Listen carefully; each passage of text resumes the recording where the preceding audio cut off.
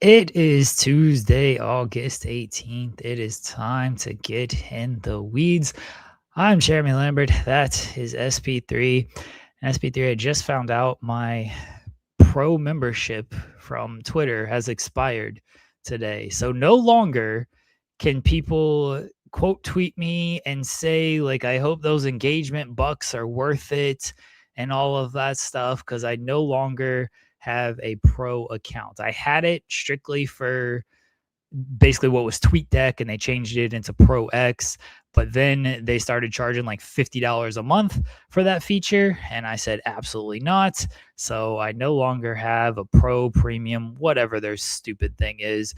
So no one can yell at me of like, oh, you're only tweeting for the engagement and the $5 a month that I might get from some of my tweets.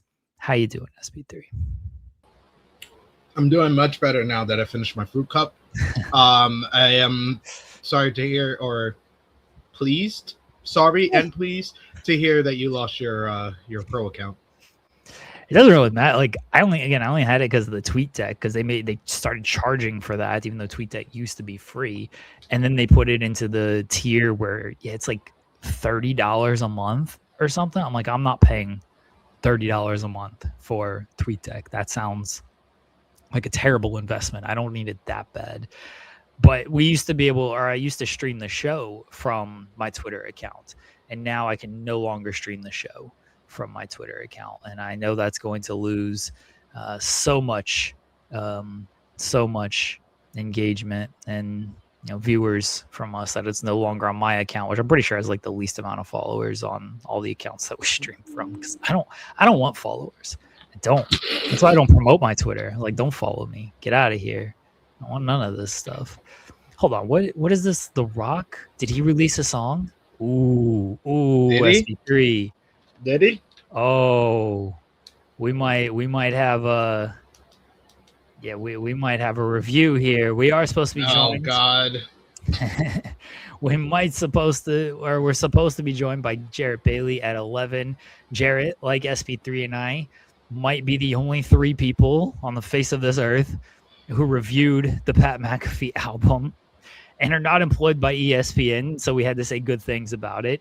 So Jarrett's going to join us to break down this album. Joel is supposed to join us at some point, running from the grind on his last week, as usual. And what's new? He's allegedly listened to at least a track. I don't know if I don't believe him. Yeah. I don't believe him. I don't believe him, but allegedly he's listened to at least a track. Guys, if you're here, leave a thumbs up on the video. We appreciate that. Send us a super chat like our pal D-Train here. He said, this Friday, Jeremy versus Joel. Jeremy wins. You have to spell my name right, at least, D-Train. Jeremy wins, and Joel never works for Fightful. Seriously, how is the stipulations best outcome gaslighting the fans? Pretty sure he's talking about the Leon Slater stipulation with Cedric Alexander. And guys, don't worry. Leon's winning. They're not that dumb. Have you heard of this promotion called TNA? SP3? No, I've never heard of them, but they couldn't be that dumb. I do like, so I'm gonna read off these stipulations here. It's like a freaking novel, to read off these stipulations. It's hilarious, actually. It's absolutely hilarious. So let me pull this up here. So the gimmick is, if Leon loses, his entire X Division title reign gets erased, which means, and here's from TNA, directly from Total Nonstop Action Wrestling, Leon Slater's reign would no longer be recognized by TNA Wrestling. The title history will officially recognize the title moving from Moose to Cedric Alexander, with a period of inactivity during Leon Slater's reign. Amazing Red would once again be recognized as the youngest X Division champion in history, and Austin Aries would be the sole holder of the record for the longest X Division title reign. They are legitimately erasing like Leon Slater from their history. The funniest part is it's just going to go, oh, Moose to Cedric. What happened in the nearly year between there? A year of inactivity. We retired the title. Yeah, we just retired the title for a year. Yeah, that's all. Moose was too dominant as champion that we had to retire the title for a year. Absolutely insane that this is a stipulation. I don't believe Leon Slater's losing. Yeah, I don't believe it either. It's preposterous, and it's also as preposterous as the I'm sure the chat knows about them, but I know you don't because I mentioned them before and you were like sold me. You didn't know who I was talking about. But I had one of the TNA, the pro TNA Twitter accounts comment under my post because I was like, yeah, Leon's winning. I don't even think TNA is this idiotic. And the pro TNA account said, oh, I mean, it's got yours and everyone's attention. So, I mean, it's doing its job. And I was just like laughing at something and then actually caring about it is the real difference between having someone's attention. This is legitimately the TNA argument, right? This was the whole thing when they sent out, oh, LeBron James, you're invited to the match for Jeff Hardy and Nick Nemeth. And it's like, everyone knows this is stupid. LeBron's not actually going to show up. We know this is dumb. And then, of course, like, they don't even have the match live. It was taped for 2 weeks later.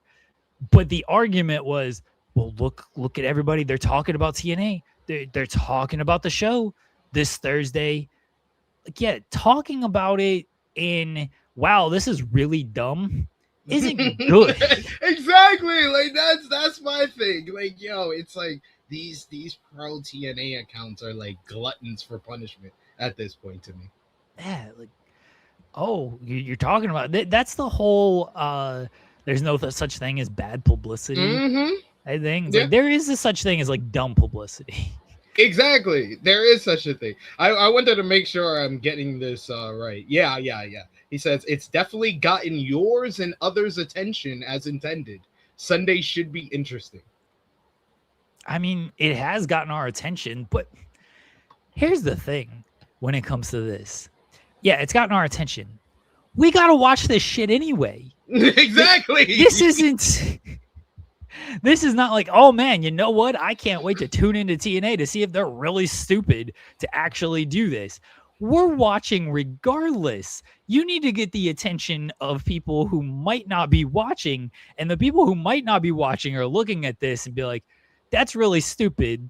I'm not going to watch this. Wake me up and let me see if they actually did this stupid shit here. That's it. Getting our attention, who cares if you get our attention? We're there. We're locked in for this stuff, for better or for worse. You got to get the attention of people who aren't paying attention. And that's one thing they're not. And that's very difficult for TNA. Yeah, and they haven't done a good job of that for years, and that's why they're in the position they're in. Yeah, most people are not like us, Kendrick Lamar. Most people are not, though. They're not going to look at something and be like, hey, this is really stupid. Let me tune in to see if they actually go through with this really stupid thing. Most people are like, this is really dumb. I'm not going to pay. I'm not watching this. Why would I pay attention to this? Like, yeah, I don't know of a lot of people that's like, oh, it's making me want to spend money on a pay-per-view. No. That's the intent of a stipulation. A stipulation is to make you want to watch the match more. I don't think I have seen anyone say, oh, I really want to see the result of this one. Everyone's like, they couldn't. It's either me who's saying they couldn't be this dumb, or everyone saying they are this dumb. Leon's losing. If your introduction to TNA is wiping out part of their history, why would I care? Yeah. It's like, hey, is this your first TNA show? Guess what? We're about to erase 300 days of history with this match. It's so stupid. It's so stupid. These pro TNA accounts. I don't believe they're actually true. Someone created an AI bot and was you have to. The one that I see the most and the one that commented on my post is called AO Productions. I think he does a TNA Impact post show He's about over the on only Body one at this Slam. point. I think on Body Slam. I think they do it over there. So yeah. AO is the number one like TNA mark that I see on social media. So when I saw he posted that on under my post, I was just like, man, when is he gonna learn? I'm not the one to do this pro TNA nonsense with. I'm just gonna make you feel dumb. It's pro TNA nonsense. Absolutely imagine pro TNA. Yeah, Gerard's gone. Was it Mike? Mike used to do stuff. Joel is gone. Nope. Volub sends a super chat. Top 5 dumbest moves by a promotion has pulled, even by TNA standards. Eliminating someone else's accomplishments is quite literally insane. I think it's hilarious. I mean, it is insane, but it is hilarious. I will give them credit for originality. I mean, it is like the only hook going into this pay-per-view. Oh yeah.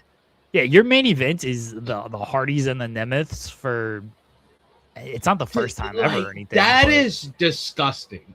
Can I just say that? Can I just rant about this for a minute? Like, yo, TNA had the opportunity to... They're bringing back a traditional TNA pay-per-view or an original TNA pay-per-view, TNA Lockdown. We've told the story before that the TNA Lockdown became Lockdown because they couldn't build the cage and then put it back down and then build it again. So they just kept it up for all the matches. But it became one of the cornerstone kind of major events on the TNA calendar for years. And they were able to sell out buildings, get good buy rates, have a bunch of memorable shows with TNA Lockdown. Of course, most notably being Lockdown 2008, which had one of the greatest TNA matches of all time, Samoa Joe winning the TNA World Championship against Kurt Angle. And they had the opportunity to bring back some lapsed fans from that era of TNA and say, hey guys, you should watch this show. Hey guys, you can see Jason Hodge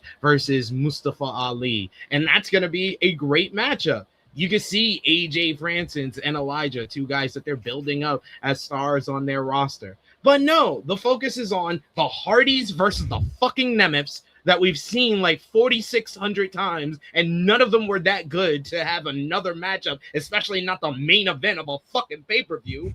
And then you have this dumbass stipulation. Your 2 hooks is Matt, I can't get over Joel calling my match Stupid Hardy, and Jeff, I can't stop drawing to have an actual human adult conversation, Hardy. Versus Ryan, I still got a lawsuit that makes me look like a dumbass Nemeth. And Nick, I got to talk about WWE and can't talk about the promotion I worked for on my other job, Nemeth. Fuck this company, man. Watch Lockdown on Sunday, everybody. SP3, you want to start reviewing TNA for the site now? They will hate that. They would hate that. I mean, I don't think they like it when Joel does it. So no one ever came after me. I'll put it like that. No one ever came after people would come after SP3. People might come after SP3. That's true. He's a lot more he's black. Yeah, exactly. He's black, he's loud, and he has an opinion. Oh no. he checks all the boxes. You're right. Can't have that. Good morning. How are you, Joel? I'm okay. Just another runaround day. How are you guys doing this morning? Well, we're talking about TNA to start the show, so terrible, honestly. Was this because they released the lockdown? Yes. The match with Slater and stuff? Yeah, okay. Yes, yeah. People in our chat wanted to talk about this. I'm banning all TNA talk after Friday's show. Fair. No more. Joel's gonna be gone. No more TNA talk. And I was telling Jeremy about AO Productions. Do you know AO Productions? Of course I know AO. It was exactly. See, yeah. He knows about the prowess of the pro TNA accounts. Yeah, I was telling him I put the post out that I think Leon is winning because I don't think TNA is even this idiotic. everybody in my comments, I have like more comments than likes, and everybody's like, yes, TNA is that idiotic. And then the one person who is positive is Ayo, who's like, well, it's got yours and others' attention as intended. Sunday should be interesting. And I was just like, Did he then also dumbass. Did he also add the match card and ticket information? And No. He didn't say. He didn't do his usual stick of watch on Sunday, vote or live on pay-per-view. Let's set the match graph. Ayo, I know you're not listening, but in case you are, I'm just gonna say this nicely. They're not gonna fuck you. They don't have money. Right? They don't have the money to hire you. And on top of it, if you're trying to get in with them, they haven't done it yet. So why are they going to start now? Hold on. They might not fuck him, but they might sit there while well, someone else. One of yeah. Listen, if you're in it for a free pack of dude wipes, I get it. Then you just got to reach out to AJ Francis. He will get you one. We love AJ on the show. He's a great dude. Yes. No problems. But just sometimes it's okay. And I've said this to him on my show when he's been on my TNA post show, and I've been like, buddy, it's okay to criticize. It doesn't make you less of a fan of a product. It just means you're trying to find the best for something that's going downhill. And TNA, unfortunately, for those who cover it, has been going down a hill that for over a year now. So like, you just gotta, you take the good with the bad, you call out the bad, of which there is plenty, but like the good stuff, yeah, you gotta relish, but it doesn't mean everything's good. If you're a wrestling commentator, whatever, like it's okay to have some criticism of a product. Otherwise, you're just trying to get WWE's attention. Everything's great. We love everything. Nothing's wrong. Tune into WWE Radio. I wonder if he's ever been invited to a TNA event. Brother, nobody gets invited to TNA events. No, someone does. Oh, someone sorry. has. Power Driver Finisher is actually legit. True Draw got invited to a TNA event after he put Carlos Silva on his bum 15 list on True Hill Heat. Oh yeah, because you know what? If you have a draw, if you have numbers and people pay attention to you and care about your opinion, yeah, they'll get you out there because they want to be. They invited a bunch of people to. They invited a bunch of people to like the AMC premiere and stuff. Yeah, and right? who were they? They were mostly, and this is not a slight at anyone who was there. It was a lot of streamers with numbers who have a following, and good for them. They should. Like Wheezy and Queen of the Ring and Comment, like those guys and girls they work hard and they do great stuff, and they have cultivated a fan base and a following, much like we have on our show, of people who enjoy what they do, and that's great. And so TNA invites people like that to their shows because they want to be seen in a good light by these people who have a reach. There is nothing wrong with that. There will never be anything wrong with that, as long as, in my opinion, the people who are going do not go to just say nice things about what they see. If they have a genuinely nice time, great. But like, don't then spend every single week glazing the product if it's not good. That's on the other side of the conversation. Ryan got free tickets to lockdown. He told me he was going to. Where's my free ticket? I would have went out to. My family's going to Chicago. I would have went for free to lockdown. Yeah, but the thing you have to know about Ryan is that he knows something about everything. Ryan knows everybody. He knows where bodies are buried in places that I will not understand. And I love that about him. And I will never get on his bad side for those reasons and those reasons alone. Also because he's a nice dude. God, I can't believe we opened the show with TNA talk. Absolutely disgusting. Yeah, that's even for me. That was upsetting. Yeah. Did The Rock release a track? Oh, okay. Joel, did you listen? Yeah, I did. Unfortunately. Okay. How much? Which one? Which one? I went through the whole album. I will be transparent. I did skip through parts of songs because so did we. Yeah, there's stuff that I'm just like, this is all the same shit in different keys and just the same muddled bullshit. So yeah, no, I listened this morning on my way back from a daycare drop off or a day camp drop off. Hold on. I think The Rock released an acoustic country ballad titled "Your Dad." Well, no. We didn't ask Joel the proper question to make sure that he actually did listen to this album. Joel, I have a question for you, and it's very simple. Please complete the sentence. I don't know if I'm going to be able to do that. I'm going to be rich as shit complete the sentence. No, I He has can't no because I know idea. that's the first song, and I know that he talks about like winning Powerballs and paying bills and stuff like that. And like, I'm just like, this is the fakest shit you could think of because you're already rich. You just stop trying to common man everything when you are not common man. You are an NFL fucking Super Bowl winning champion. You ain't had the same Did he win a Super experience, Bowl? didn't he? I thought he won a Super Bowl. Was he on Indianapolis in 2006? I don't feel like he was. Either way, Yeah, I don't even think he was in the league at that. That's fine. If nothing else, he's at least an all-star super player. Like he's Pro Bowl. Pro Bowler. Pro Sure. He's been to the top of the athletic mountaintop in his sport. Like he has done things that people will never get to do in their lifetime. You don't get to come out here and be like, the rent's due, bills got to pay, and we're all poor. And it's like, you're not. What are you talking about? Like, Well, it's simply, whole- I'm gonna be rich as shit before I die. well, hopefully. I don't remember half the lyrics, so. But you I listen know to that songs. much. You have less room to forget there, Joel. And the whole album is like, I've been grinding my whole life, It's repetitive. and Well, now we're I'm gonna- rich. We're gonna talk about it with Jarrett. We're gonna talk Yeah, about yeah. it with Jared's Jarrett. gonna join us Click at 11. clack reload. That song still bangs. I'm not gonna lie. It's still a bang. The thing is, like, it's entirely just, again, save it for Jarrett. We'll be fine. We'll get into it because his scathing review is definitely one that's worth talking about. I don't want to listen to this rock song. This rock song is saying, I don't know. Is it not good? Are we I don't listening know. to it or are we not? It's part of the Moana soundtrack. I thought like it was like his own gimmick, you know?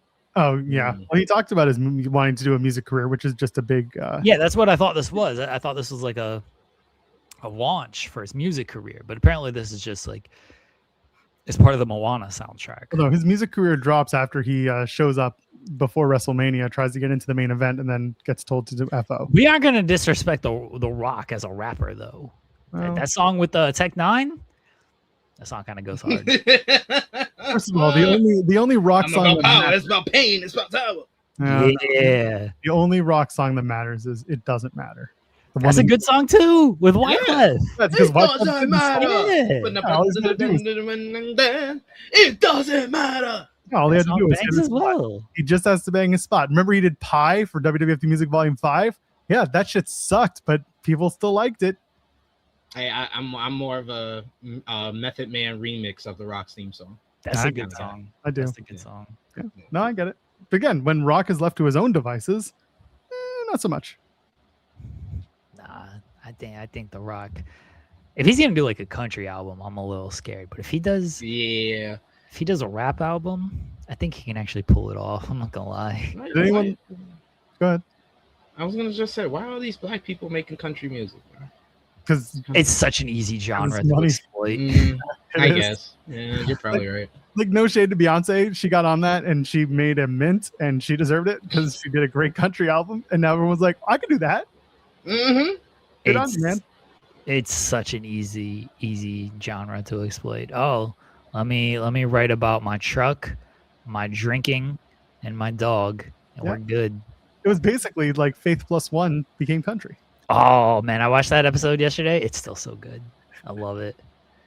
Oh man, Cam set me up for like the perfect reply. He put out he was looking at his dog, and then someone said for him to listen to the Pat McAfee album, and I was like, yes. I was like, Alexis, play a Pitbull and a mugshot. Yeah, I saw that. Amazing. I was like, you set me up perfectly for that one. Cam was taking shots at us, and then didn't tag us on there. Cam was like, I ain't doing this. And then somebody, one of our, I think it was Grays is like, Jeremy and SP3 listened to the whole thing and reviewed it. And Cam was like, I hate those guys. I was like, you can tag us. Come on now. Amazing.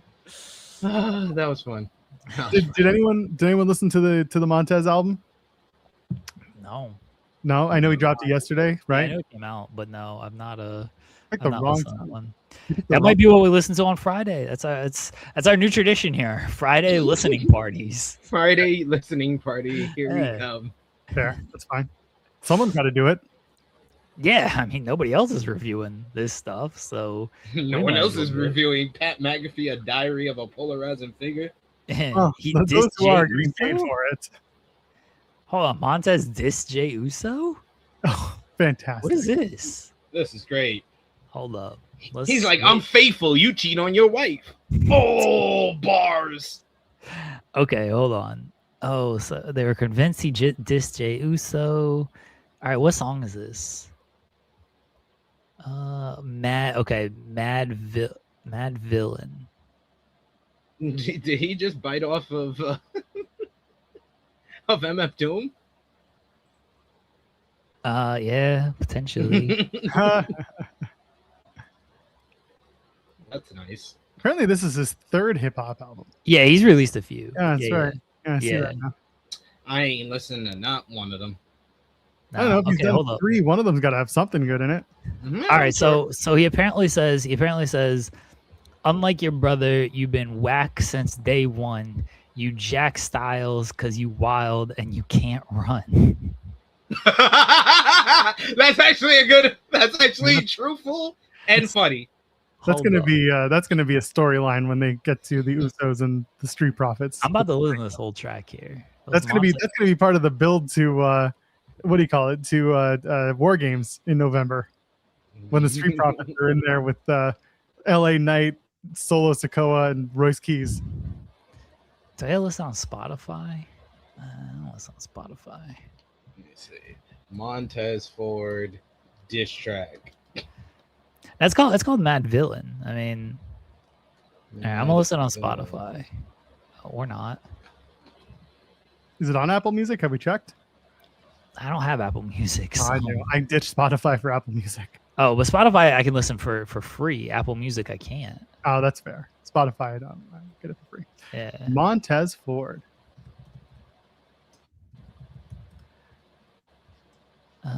Okay, hold on. Is this album not on? It's just nowhere. You can't find it anywhere. I can't find it. Yeah, I can't find it. I give up. In Norway. Norway. Ain't Norway. Okay, hold on. Oh, I think I found it. It's gonna be on like Bandcamp or some shit. No. It's on Spotify. And the thing is it's not Montez Ford. It's just Tez.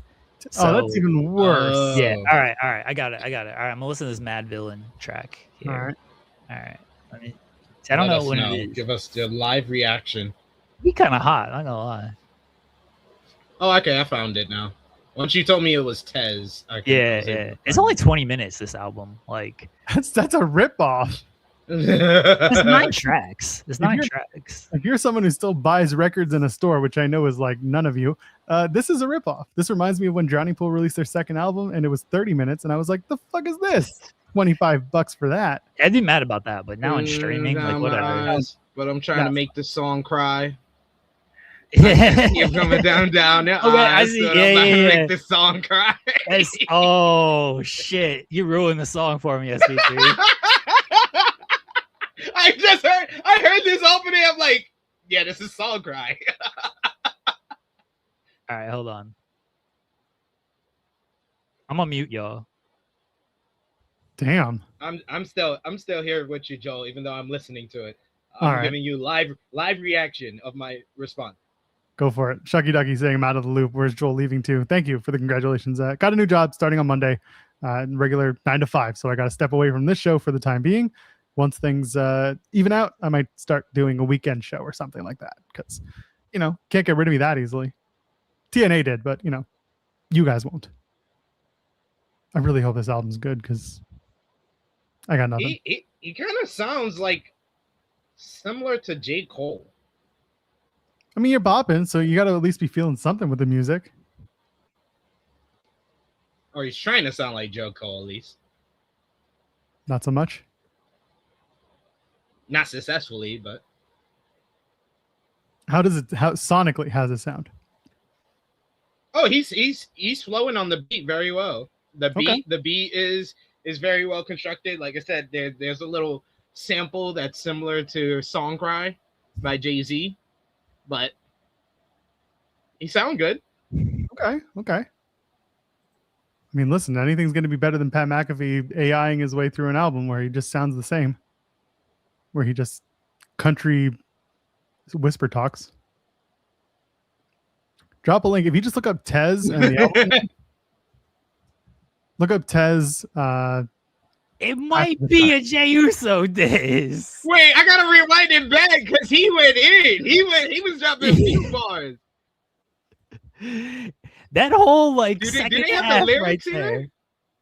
Nah, they I don't think so. No, that whole second half there. Yeah. Let me. He went at somebody, and he mentions Gorilla as well. So like, there's wrestling references there. This ain't like, oh, he just got beef with somebody on the streets or something. Like, there's a clear wrestling reference there. That might be a Jey Uso diss. I'm not gonna lie. Somebody interview Montez and ask him, where's Adrian at? Why don't you tag him? Tag Montez in its tweet and see what happens. I'm in Gorilla where you can find me. Yeah. Oh, okay. Yeah, all right, Tez. All right, Tez. I see you, Tez. That song "Cry" reference was very good. SP3. The moment you said it's like, oh shit, yeah, that's 100% what it is right there. But no, that was pretty decent. Yeah. I think it's because the last song I heard was from Pat McAfee, but yeah. By Pat McAfee standards, that's miles away. Tez got some bars there. I'm not mad at it. He albums deep.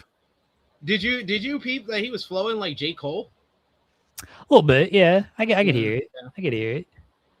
His voice sounds weird. Like, it does not sound like him. No, it didn't sound like him at all. That's because you guys are used to him screaming about bullshit on WWE programming. Well, yeah, and now he's doing music, but that's what I'm saying. Like, it didn't sound like John Cena sounds like John Cena on the album. Exactly. So. That's because John Cena only has one setting, and that's John Cena. I'm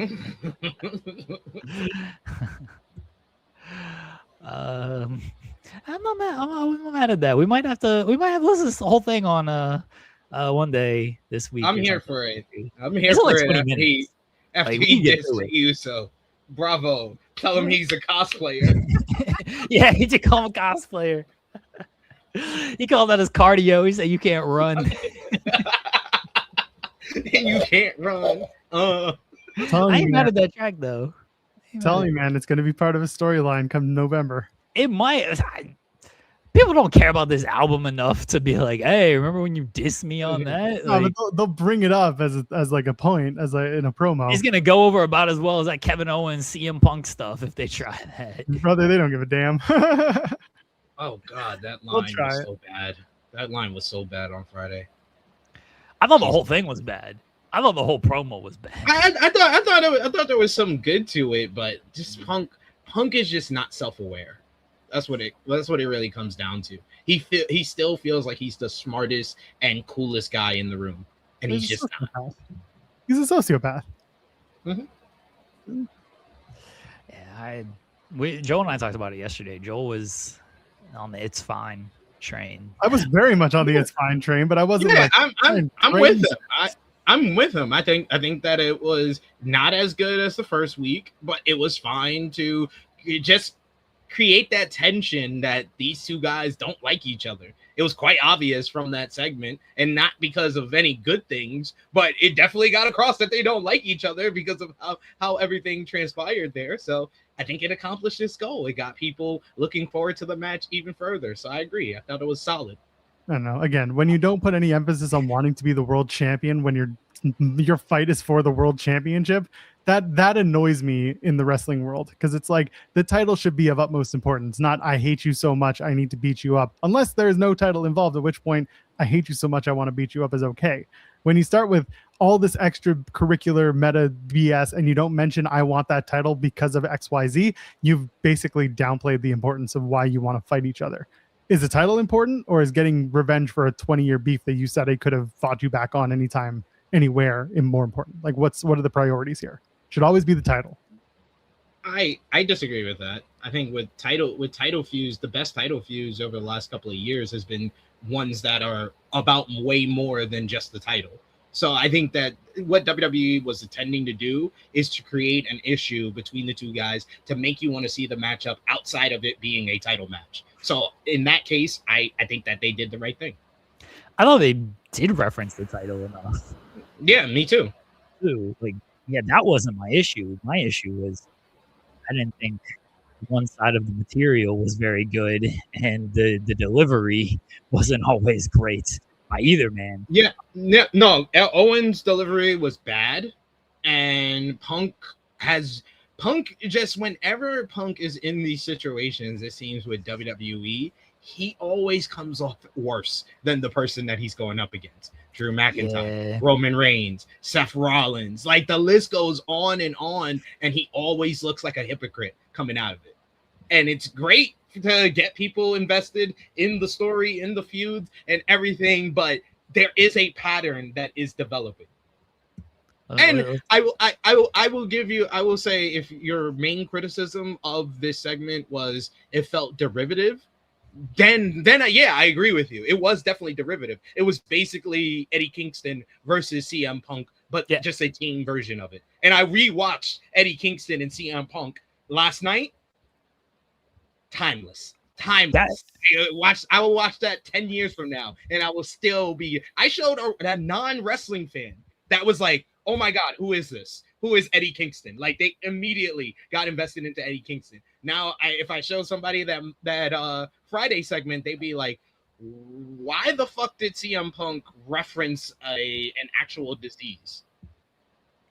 That was my issue with it. One of them is it was a watered down version of Punk and Eddie, and it made no sense in the context of Kevin Owens. Like Eddie, okay, fine, he doesn't work hard, he's out of shape, he could have been higher up on the card. You can call him out for that. If you worked harder, you would have gotten more opportunities and world titles and everything. Like you're talking to a guy who main evented WrestleMania twice, who was a champion, who got the dream match that you wanted. Like you can't say this guy, oh, if you worked harder, you would have gotten more. I mean, maybe, but he also did pretty well for himself for not working hard. Exactly. And then the Punk trying to gaslight Owens, being like, oh, is this all the things that you think about yourself? No, you literally said all of these things to me last week. What the fuck are you talking about? Like, I really, sometimes when I listen to CM Punk, I'm really positive he does not remember what he said last week. Here's my hot take. CM Punk was never great on the mic. He was just up against people who couldn't say what he could say. And now that he's on an equal playing field when it came to AEW and in WWE, he's getting exposed. That's my hot take. I mean, you might not be wrong, because like I said, I was hanging out with a non-wrestling fan, and my friend was like saying, "Oh, AEW is where it's at," and he was like, "Well, I don't know about AEW," and I showed him some of the CM Punk promos, the MJF promo, the first one, MJF beat him. Eddie Kingston promo, Eddie beat him. John Moxley promo, Moxley beat him. And then when you go to WWE, we've had Roman beat him in that first promo ahead of WrestleMania. You had Seth beat him in the promo to go home before the Netflix premiere. You had Drew beat him multiple times along the way that he had to go to. Oh, who called you the chosen one? Who called you the chosen one? That's Punk's go-to. If he is losing in a promo battle, I'm gonna make you look bad because I'm gonna try to ask you to say something you're not supposed to say. Yeah, that stood out to me with the Kevin Owens promo where he's like, "Oh, which ones?" And of course, Kevin's not gonna say Colt Cabana and the Young Bucks. So you can just say, "Oh, it's more than 3." And I was like, you're talking and trying to get them to say stuff that they ain't supposed to say. When Drew McIntyre took a photo with Jack Perry, and for some reason that got deleted pretty quickly. For somebody may or may not have made a phone call there to delete that. No, but you're talking a lot when they can't say anything. But I forbid they post a photo with somebody and it just disappears.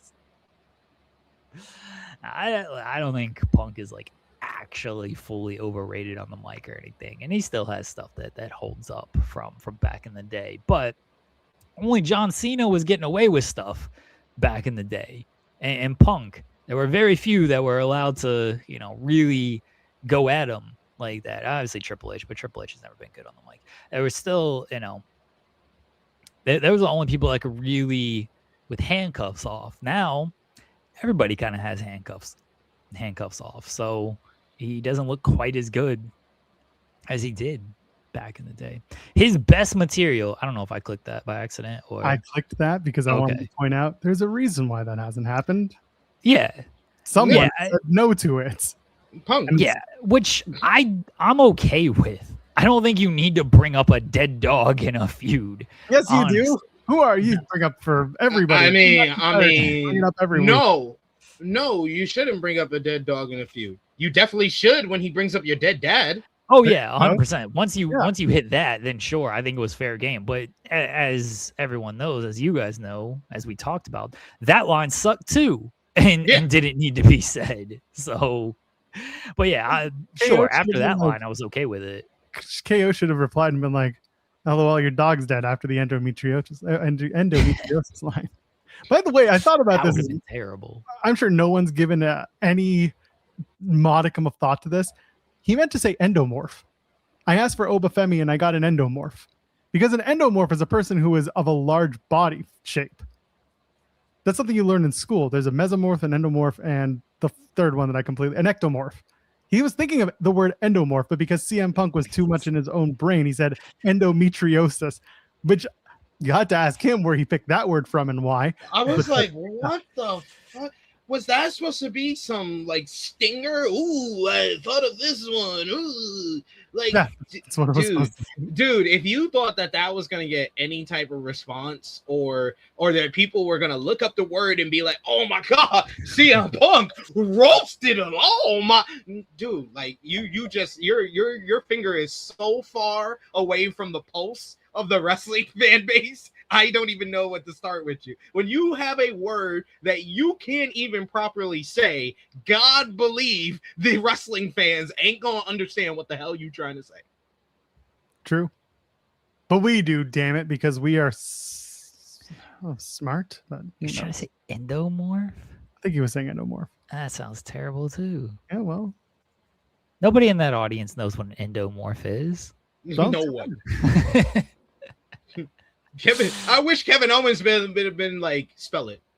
that would have been, then I would have been like, oh my god. That actually would have been hot. Yeah, I'm thinking Animorph. You an Animorph. You rhinoceros transforming into Kevin Owens out here. This was a fourth grade conversation. Okay, endomorph and the body types are all. Yeah, that was something we learned in fourth grade. He definitely didn't. You say so. What did he mean, Blue Dirt 1? Since you have a direct line to CM Punk and know exactly what he meant. I don't think he meant anything. I just think he was trying to sound smart. And he just he said endometriosis. Sound like a dumbass. Somebody should ask Punk if he ever does another interview, probably on WWE Radio, where they won't ask him anyway. What did you mean to say? I would love to get an answer. I don't think someone should ask him on Instagram. Gonna get an Where answer. is Ibu? Where is Ibu for these questions that we need answered? Get those on a self-made podcast sometime. Maybe we can Instagram him since he's not on Twitter. Allegedly. He definitely is.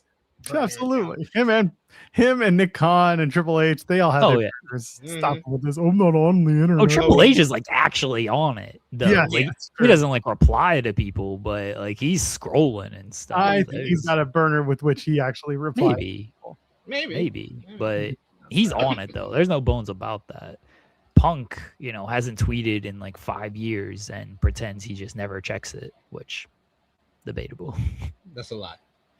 Wish there was a way to see when your last login on the app was, because you probably find out real quick that it was at 10:45 in the morning on Tuesday, August 18th. He could just have a burner that he logs into though. Like maybe he's not on the actual CM Punk account. Right, PM Sunk. Sounds about right. CP Monk. BITW 434. CMBITW 42069. No, 434. You gotta go. That's his favorite number. Yeah. I like it's gotta be 316. You know, everybody had the 316 back in the day. Throw them off. Throw people off the scent.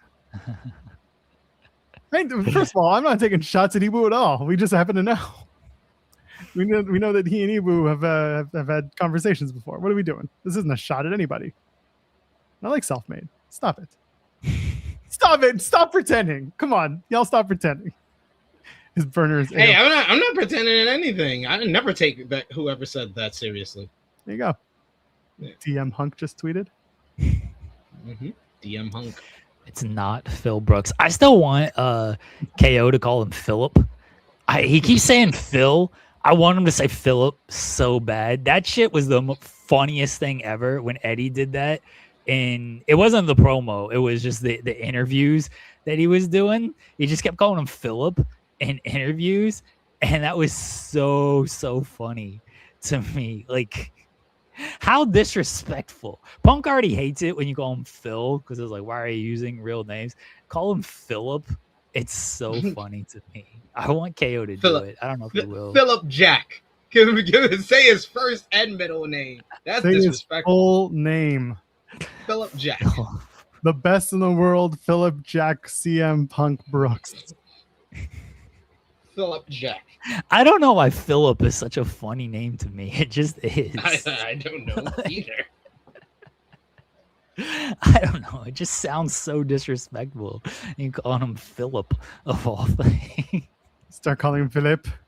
Start doing it in French. No, I didn't even do that. Just Felipe. It sounds so funny to me. Just Philip. Call him Lip. Yes, like Shameless. Shameless, thank you. I was like, what the I can picture the actor and everything. It's Jamie Allen White. I was like, what's the damn show? Yeah, Shameless. Just call him Lip. All right, Lip. Listen up, Lip. That would be funny too. I'm all for this.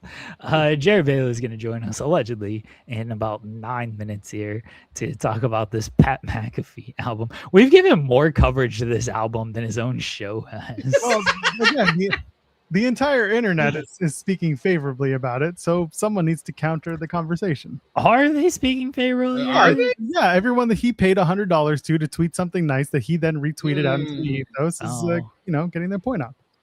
Okay. So I've only seen like a couple of posts from like ESPN people who are like, this album's great. And then everybody else is like, at best, it's mediocre. The biggest compliment I could give it is mediocre. Yeah. It is awful. We're not gonna pretend like this thing is great here. It's awful. It's not horrendous. I think my favorite comment so far, because you clipped the review from last week and put it up on. So for those who don't know, over the years, I'm sure you figured it out by now, I'm the one who mostly moderates the comments on the YouTube channel for Fightful Overbooked.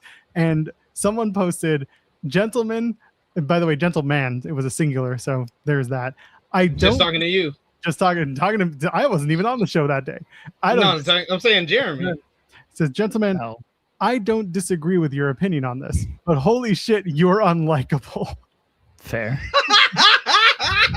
That's awesome. That's the best news I've heard all day. That is our brand to a T. Yes. Fair. Great opinions. Also, fuck you. People are calling me obnoxious this weekend. I'm like, sure, fair. Like, yes, and the price of what's the stupid CM Punk line? The price of not associating with losers is that I am not one. I do not care. I do not care about the opinions of losers.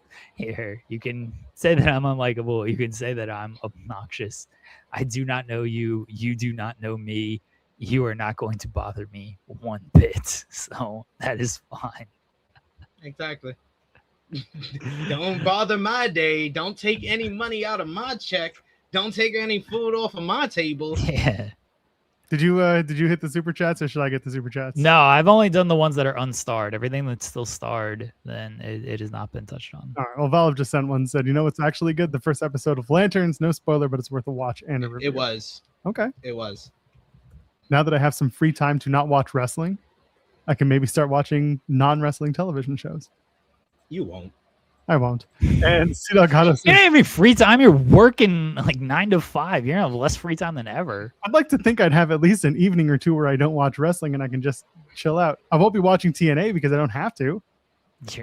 You're gonna like give up on wrestling, which fairs. I'll take some time off. C Delgado saying, Joel, congrats on this was supposed to say sex, but apparently he couldn't get it through the super chat filter, so he did a $, a 3, and an X because we're having a second kid. Anyway, I appreciate the way he got around that though. Yeah, he did. When I first read it, I was like, the $3 X, what did I do for 3 times the money? I guess my new job will pay me better, but not 3 times better, because that would be terrible. Anyway, sorry TNA got so bad it drove you to a desk job. Good luck and look forward to your return someday for ITW Weekend Edition. That's the idea. Some way down the line, there might be a weekend ITW. With who? I don't know. RJ City. Can you imagine? That should be great. Oh, he would just half of it would be. Yeah, I was gonna say it would just be him talking. I just had to sit there and move the show forward sometimes. There's one more super chat, but we'll get to it after. Or we can get to it now, I guess, because we don't need too much time into it. But Mikey V says more wrestlers should do promos in walking boots. For those who missed it, Nigel McGuinness was part of the Continental Cup. It's a Continental Challenge Cup. Continental Challenge Cup selection special, quarterfinal selection special. Such a stupid way to explain it. Anyway, he was giving an update, and apparently he said, I'm still good to go despite wearing a walking boot. Nothing's broken, nothing's fractured. His leg will be okay, and he is super determined to go ahead and win this thing. So he'll win one more match against Hechicero and then lose to probably Jon Moxley in the semifinal. No, he's going to the finals.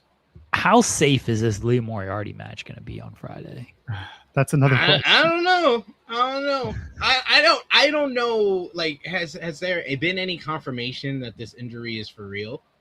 So that is something that I was thinking about, because this whole tournament has been built around, these are a bunch of matches, and there's no, I don't want to say there's no story, but like there hasn't been any.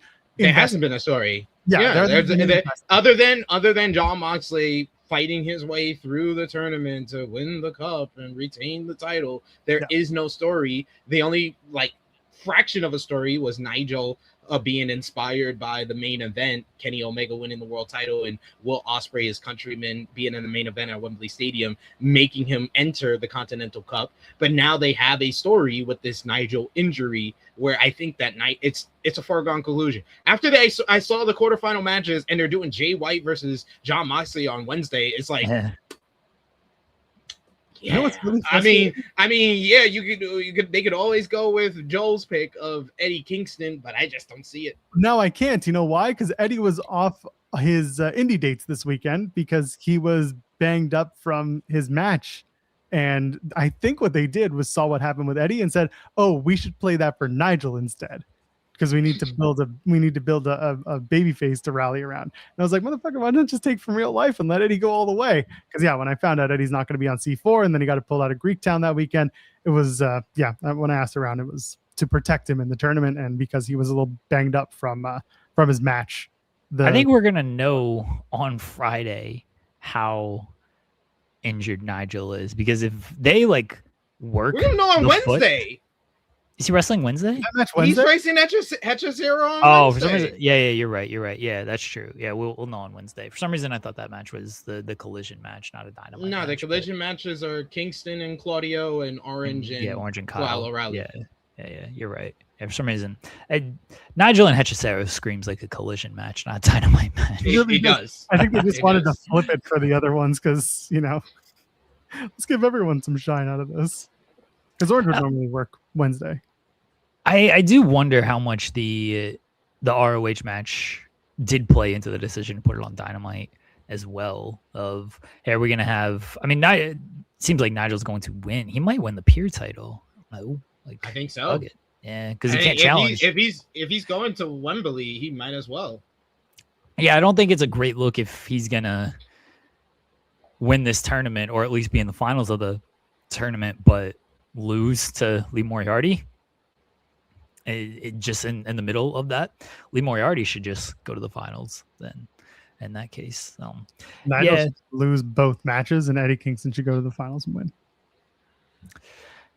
once they did Moxley and Jay White, I had the same thought you did. SB3 is like, man, they did Moxley and Perry. Now they're doing Moxley and White. Like, they're burning through 2 potential finals here to get to something else for Wembley. And Nigel seems like who's the story been about this whole tournament? It's been Nigel, so it just makes there's sense. A case for Eddie. And it's Wembley, so it makes sense. Yeah, there's a case for Eddie though. Like, not every Brit needs to go to Wembley to work. He's already worked Wembley. I don't think there's much of a story with Eddie right now. So maybe it's time to give him one. He got a good promo during that quarterfinal special last night. That's true. That's true. I mean, I love Eddie. I would love to see Eddie at Wembley Stadium live. I just don't see that's where they're going. It really seems like all signs are pointing to Nigel McGuinness winning either going to the finals or winning the tournament outright. I'm still in agreement with Ryan Lambert, by the way. It should be Deonna Purrazzo and Lee Moriarty in a champions versus champions match. I'm going to ask Deonna about that when I see her this coming weekend. After she potentially loses her women's pure title. Yeah, that would have been a perfect question to ask before she lost it. All right, our guest is here. This is going to be the worst topic we've ever talked about in the history of this show. And think of the ground that covers. We're doing this twice. Like, I know. I literally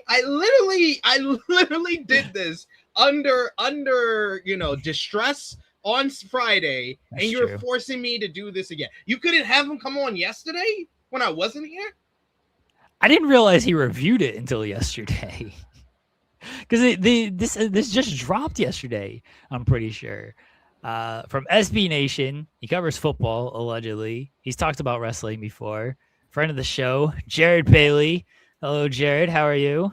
He said allegedly. Allegedly. Everything's allegedly around here. Come on now. Watch the product. No, I'm doing well. I was thinking about this morning. I haven't done anything on Fightful airwaves in like a very long time. So this is nice. It's good to see all my Fightful friends again. How old are you now? Like 12? I will be 28 in December. So I'm out of here. Oh my gosh. I still remember the conversation where you didn't know what the hell AIM was. Yeah, I think you and SB3 are actually the ones who told me what AIM was. We had to explain it to you. Like 5 years ago, maybe. Yeah, generation gap. Hey, Jared, do me a favor. Yeah. Can you check if your mic is the selected input for your audio on this? I sure can, and I bet it's not. It's not. Yeah, I was gonna say I hear your room. I sound so much better now, I bet. There we go. There we go. That's what being 28 does to you. It does, yeah. It really sneaks up on you. You start to forget things. It's your ears aren't fully formed yet, is the problem. Yeah, it's a problem. But we're here. We're here, and we're ready to talk about this whole thing. Jeremy texted me yesterday. He's like, "Hey, you want to come on and talk about the McAfee album?" Yeah, I guess. So you are about the only other person who has listened to this thing and reviewed it who was not paid by McAfee to review it outside of me and SB3. So when this dropped on Friday, we knew it was coming out on Friday. And we'd already gotten bullied by our chat. Well, we were going to do it anyway. But we got bullied by our chat of like, you guys got to listen to like the album and do like a live review. And we initially agreed to do like one song. And then we started listening and we ended up just going through the whole album in about half an hour because we skipped through some stuff. Yeah. But we ended up doing the whole album. And then yesterday I saw you did the review, which has like 5,000 likes on Twitter. I don't know. I hope you get some engagement money off of that from SB Nation. I feel like you deserve it. Yeah, well, I'll have to talk to my higher ups there at SB Nation to see if we can coordinate something. So the title of your review is Pat McAfee album review, a train of diarrhea and disappointment. Man, like, and I threw the disclaimer in there too, like in the piece, like I didn't want this to sound like I was just like bullying Pat McAfee. Not that he should give a shit or whatever, although he did quote the piece and whatnot, and he did, yeah.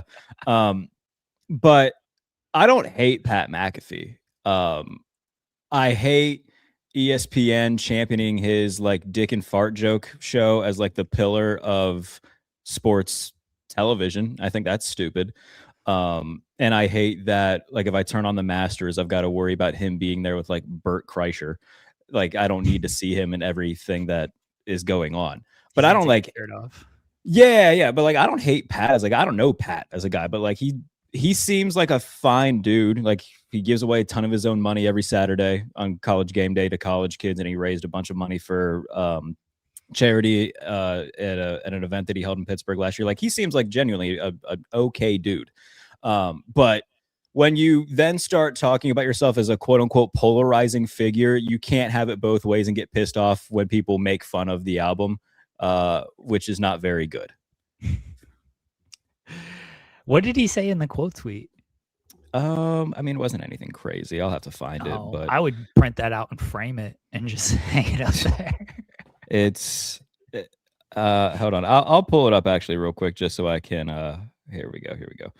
He said, "The diary of a polarizing figure feels like you should at least listen to something being described as a train of diarrhea and disappointment available now." And then he put the Spotify link. I tried to make it into a he basically marketed it. So yeah, fair.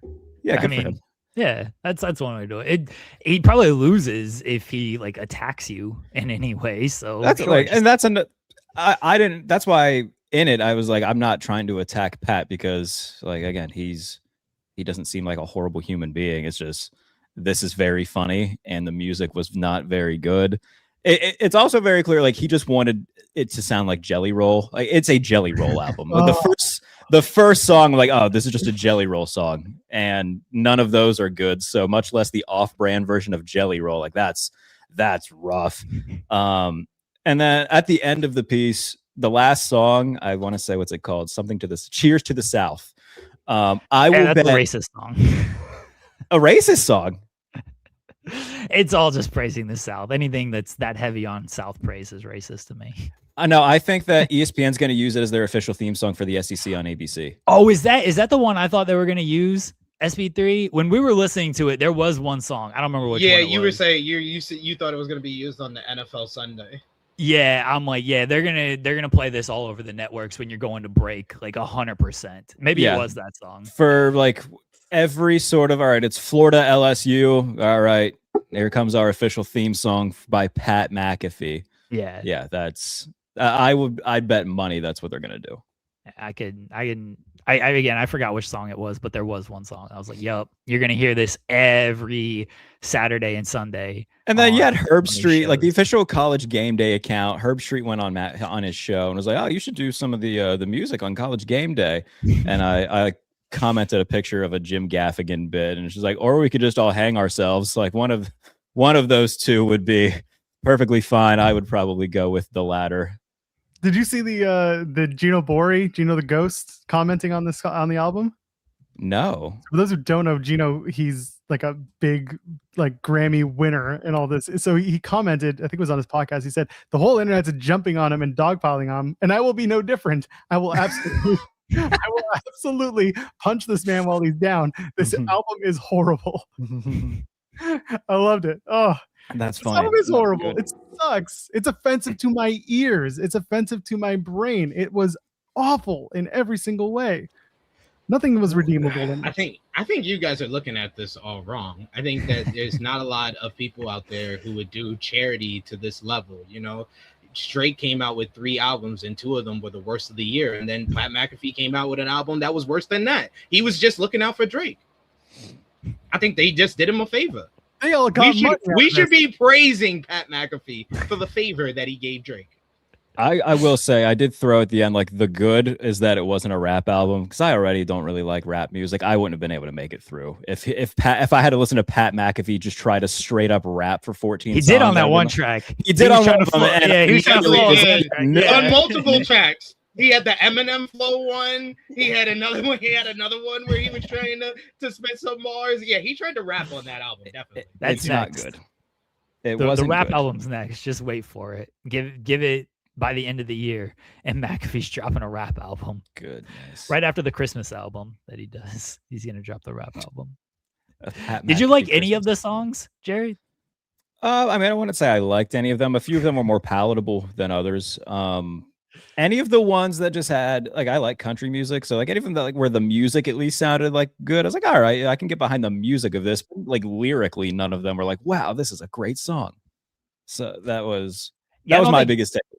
Yeah, I don't think any of us. I mean, SB3 and I are big rap fans, and we do listen for lyricism and things. I don't think we went into this like, can't wait to see what Pat McAfee is rhyming that about. Was here. somebody. Hold on, somebody had said something to me on Let's see Twitter. how McAfee blends these words and uses multiple syllable rhymes here. Yeah, some dude commented saying, "Listen to the words, and you might learn a thing or two about life." And I was like, "Oh yes, the great philosopher Pat McAfee is going to tell me one or two things about life." Jesus wept. Yeah, these chat GPT ass lyrics are not going to get me through the day here. Of like, Pat McAfee, he's so connected to me. He knows exactly what I'm feeling and what I'm going through. The super like Pat McAfee fans are also just like cult members, and they're the oddest human beings on earth. That's what I've learned over the last 24 hours. I didn't realize Pat had shooters like this, but there are a lot of those who have like ride or die fans of certain podcasters or whatever. It's like, I'm glad that we don't have those. We have people who like put up for us if someone's being a real dick. We should have more shooters though. Come on now, get on the McAfee fan level, everybody. You know how if we started charging them an inordinate amount of money each month to be closer to us and get exclusive stuff from us, then they would ride or die for us. But we also have morals and ethics and don't do that. That sounds terrible. Which part? The morals and ethics? Yeah. Yeah, I know. We should probably more money. We should drop all that so we have people who are willing to kill. I was going to say, I feel like I can name a select handful of wrestlers that have those exact things. Oh, select. There's about 100 of them, unfortunately. At least one of them's coming after me. Oh, yeah? Were you not here? Do you not know about Joel's beef with Matt Hardy? Oh, yes, yeah, okay, it's coming back to me. Jared's smart enough to stay offline with this stuff. Smart. No, not really. I'm chronically online. I'm not afraid to admit that. But that does ring a bell. That was like within the last year, wasn't it? Yeah, that was a few months ago. Yeah. Okay. It's coming back to me. Yeah, I do recall. Great times. Matt Hardy, what a fella. I'm gonna get him to call you stupid on our last show on Friday. That would be funny. Let's go. Oh yeah. By the way, congrats, Joel, on the new gig. Yeah. Thank you. Yeah. Whirlwind of stuff going on. I got to go pick up a car tomorrow. So there, I got that going for me. What kind of car are you getting? A Subaru. Oh, okay. Yes. It's an Impreza for those who care. That's good. Yes. Yeah. Yesterday was a whirlwind, not just like the McAfee stuff. My day started. I'm doing a feature on T. Higgins, receiver from the Bengals. So spoke with him at like 10 a.m. The McAfee stuff dropped around the same time. So I've got to deal with that. And then randomly out of the blue, backup quarterback for the Steelers, Mason Rudolph, followed me on Twitter. And I thought that was funny. Because if you look at Mason's following, and look, Mason's a very, very nice guy. I love Mason. But I looked at his following and it was like Tucker Carlson, Fox News, then me. And I was like, oh God, what did I do to make Mason? It must be the hats. But no, genuinely, I love Mason. Anytime that I've spoken to him during a presser or anything, or run across him, he's always been a very, very sweet guy. But I was like, oh, I wonder if I did something to make him think that I was more right leaning than left leaning. And he was like, all right, this guy's okay. All right, SP3, I have some disappointing news for both of us here. Here is Jarrett's paragraph on the great song Click Clack. Don't worry, Click Clack got this train of diarrhea and disappointment right back on track. Good rhyme, Jarrett. Better than anything McAfee wrote. It's a more rap-heavy song that will have you contemplating all your life decisions, wondering how you got to the point of listening to it. I gotta say, Jarrett, as a Click Clack shooter, I'm very disappointed in your review of Click Clack. I think this song is going to go into the Rock and Roll Hall of Fame one day. Can we think of a smaller Hall of Fame, maybe? The only way it's going into the Rock and Roll Hall of Fame is if Jeremy Lambert drives his ass over to Cleveland and puts it up himself. Exactly. I'm close to it. What if I printed out the lyrics to this song and just left them in the Hall of Fame? Yeah, that's exactly the only way it's going to touch that space. Like, look, Pat McAfee song is in the Hall of Fame. Don't give his fans idea. None of them are watching this show right now, but like, don't give them ideas. It'll be just like a January 6th, but with like super duper McAfee fans marching on the Rock and Roll Hall of Fame. That sounds god awful. They're trying to climb the pyramid. I'll do it for bit purposes if I ever go to the Rock and Roll Hall of Fame. Yeah, I've never been.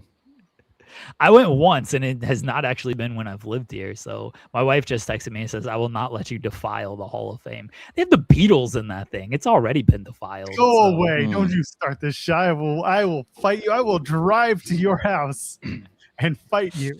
And no, you children will join me in fighting you. My kids don't care. Wait, why are we fighting, Jeremy? He's making fun of the Beatles. Oh, read the last paragraph of the piece, Jeremy. Oh, okay. I'm I scared. don't want to hear any of this. He disrespected Click Clack. I don't take his opinion on music seriously anymore.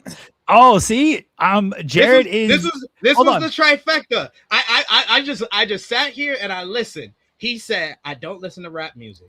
I like country music. I don't like Click Clack." That's like the trifecta of I don't respect your opinion on music. I respect your opinion on NFL and football. I will listen to you 100%. Music, I can't even listen to you. Okay, hold on. This man racist. Hold on. I'm just saying. I'm just naming all the things that just was triggers for me. Those were my 3 triggers that he said during this conversation. I like my answer better. Okay, hold on. The last paragraph of this. That said, it's still better than any Beatles song I've ever heard, and I'm 100% not joking when I say that. The Beatles suck, and that's the note we are ending this on. Well, look at that. It was all the time we had for no, bring Jarrett back. Four things. No, Jarrett's 100% correct here. If you've heard one Beatles song, you've heard every Beatles song, and they all sound like shit. John, Paul, Ringo, and Jeffrey. All these guys suck. All of them are terrible. Yeah, that's the 4th Beatle, right? Is it not Jeffrey? John, Paul, Ringo, I Philip. hate this. Actually, I don't know who the 4th Beatle is. I'm pretty sure it's Jeffrey. This guy's name's Jeffrey? Yeah, I'm pretty sure the 4th is Jeffrey. We did this bit 3 years ago. Jarrett, my wife is flipping me off right now. One last question for you. George Harrison, somebody said in the that. Yeah, no, I think Zeno Hour, known liar, known terrible person. Zeno Hour, he's wrong. Jarrett, are you a fan of Taylor Swift? No, Jeremy and I have had this conversation many a time. Like, I don't have anything against Taylor Swift per se. I just wanted to put the cherry on top of the Sunday of not respecting her. If you would have told me you're a Taylor Swift fan too, I would have been like, "No, there's the cherry on this shit music take." No, I just you saved it. You saved it. You don't have a shit music take. You got a partially bad music take because you don't I used to date like a big Swiftie, and that really just is like, all right, I get it. You like Taylor Swift, but like it's enough. So like, I don't have anything against her personally, but like the super duper diehard fans of hers, I'm like, all right, yeah, we get it. That's my take. Why are you pointing at me? I'm a super duper fan. I'm a fan. I mean, dude, I told you one time that Whitney Houston is a better singer and songwriter than Taylor Swift, and you told me I was a liar. You are a super duper fan. You are a super duper fan. Hold on. Am I not a troll as well? Like, hey, super duper fan and troll. It could be the same thing. That's fair. No, that's fair. I'm also a complete troll. So I was definitely trolling you on that. I do that with my wife all the time. She's like, "Oh, Mariah Carey." I was like, "Yeah, Taylor Swift's a 100% better singer than Mariah Carey." And like the vast majority of music that I listen to, like nobody, I know Jeremy isn't huge into it. I'm sure SB3 is not. Yeah, I gotta listen to it because my wife listens to it. Yeah. And I don't know where Joe would fall on it, honestly. I think Joel likes it. I feel like Joe could get into it. On who? Get into what? So a few of the bands that I listen to, like I love Ice Nine Kills. This is like a metal band. The Amity Affliction's my favorite band of all time. They're an Aussie hardcore band. I heard of them. Always gonna ride or die for the Amity Affliction. Motionless in White's great. Yeah. I want to go to the whatever concert with you. Yeah, in the Asylum. Yeah, I want to see Limp Bizkit. I don't care about Ice Nine Kills, but I want to. Yeah, see... I'm the complete opposite. I don't care about Limp Bizkit. I would go see Ice Nine Kills again. Nu metal I can do completely without. I don't need any of that. How dare you? Yeah, SB3 I did have performed Limp Bizkit together. I did go see Rob Zombie a few years ago while he was. Okay. I was like really confused because you were talking about like music that you listened to, and then you started naming like Batman comics, and then you finally named the actual artist, Rob Zombie. Thank you. I was worried. I was like confused on where this conversation was going. Honestly. Yeah, Rob Zombie's a Superman character. Rob Zombie's great. No, Ice Nine Kills. I think it's definitely a Superman comic. It's a Dexter villain. I was like, what the fuck is he talking about? Amityville. I'm never ill from Amityville. I'm like, what? Look at the Amityville Horror. We're talking movies from the 70s now. Let's go. Yeah. There was a remake of the Amityville Horror. I think Ryan Gosling was in the remake of. No, not Ryan. Ryan Reynolds was in the remake of the Amityville Horror. I'm pretty sure that's right. Like the early 2000s. I'll have to look that up. But yeah, a Rob Zombie concert. People say that New York is the melting pot of America. I would argue it's a Rob Zombie concert because I saw folks of every race, gender. There was like I remember vividly in front of me, there was like a dude, a white guy with like a pink ponytail and his black friend next to him in jorts. I was like, wow, this is the America that our forefathers dreamed of, is a real mixing pot right here. So when it comes to heavy metal, I'll tell you the two best artists when it comes for black people is Rob Zombie and Marilyn Manson. That's the two artists that you could go to a concert and you will see way more black people than you ever thought you would see. Why is Marilyn Manson one that black people are really into? SB, are you into Marilyn Manson? Yeah. I listen. Really? Oh, that's cool. All right. Yeah. My friend, I haven't seen him live. My best friend saw him live, and he's like, "Yeah, he ripped a Bible in half and hawked a loogie." And I was like, "All right, that sounds like my kind of thing. Let's go see what that's about." It's because when we were growing up, Marilyn Manson was a part of that culture, anti-authority kind of music that was at that time. Marilyn Manson, Eminem, like those were the guys at that time that were really like anti-authority, anti-culture type of music. Gotcha.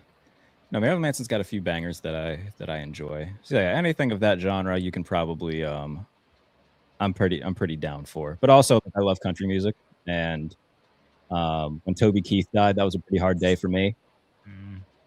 See, I can't. Only country music I ever listened to was probably on an episode of One Tree Hill. I've never actively listened to country music. I used to get One Tree Hill and Smallville confused. That's pretty easy. All those CW shows. Yes.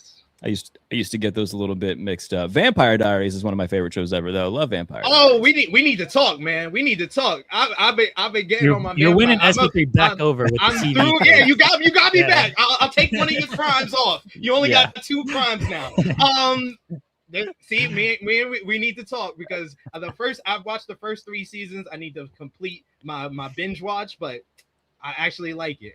There's so many episodes. Fell off, so that's why I get back on it.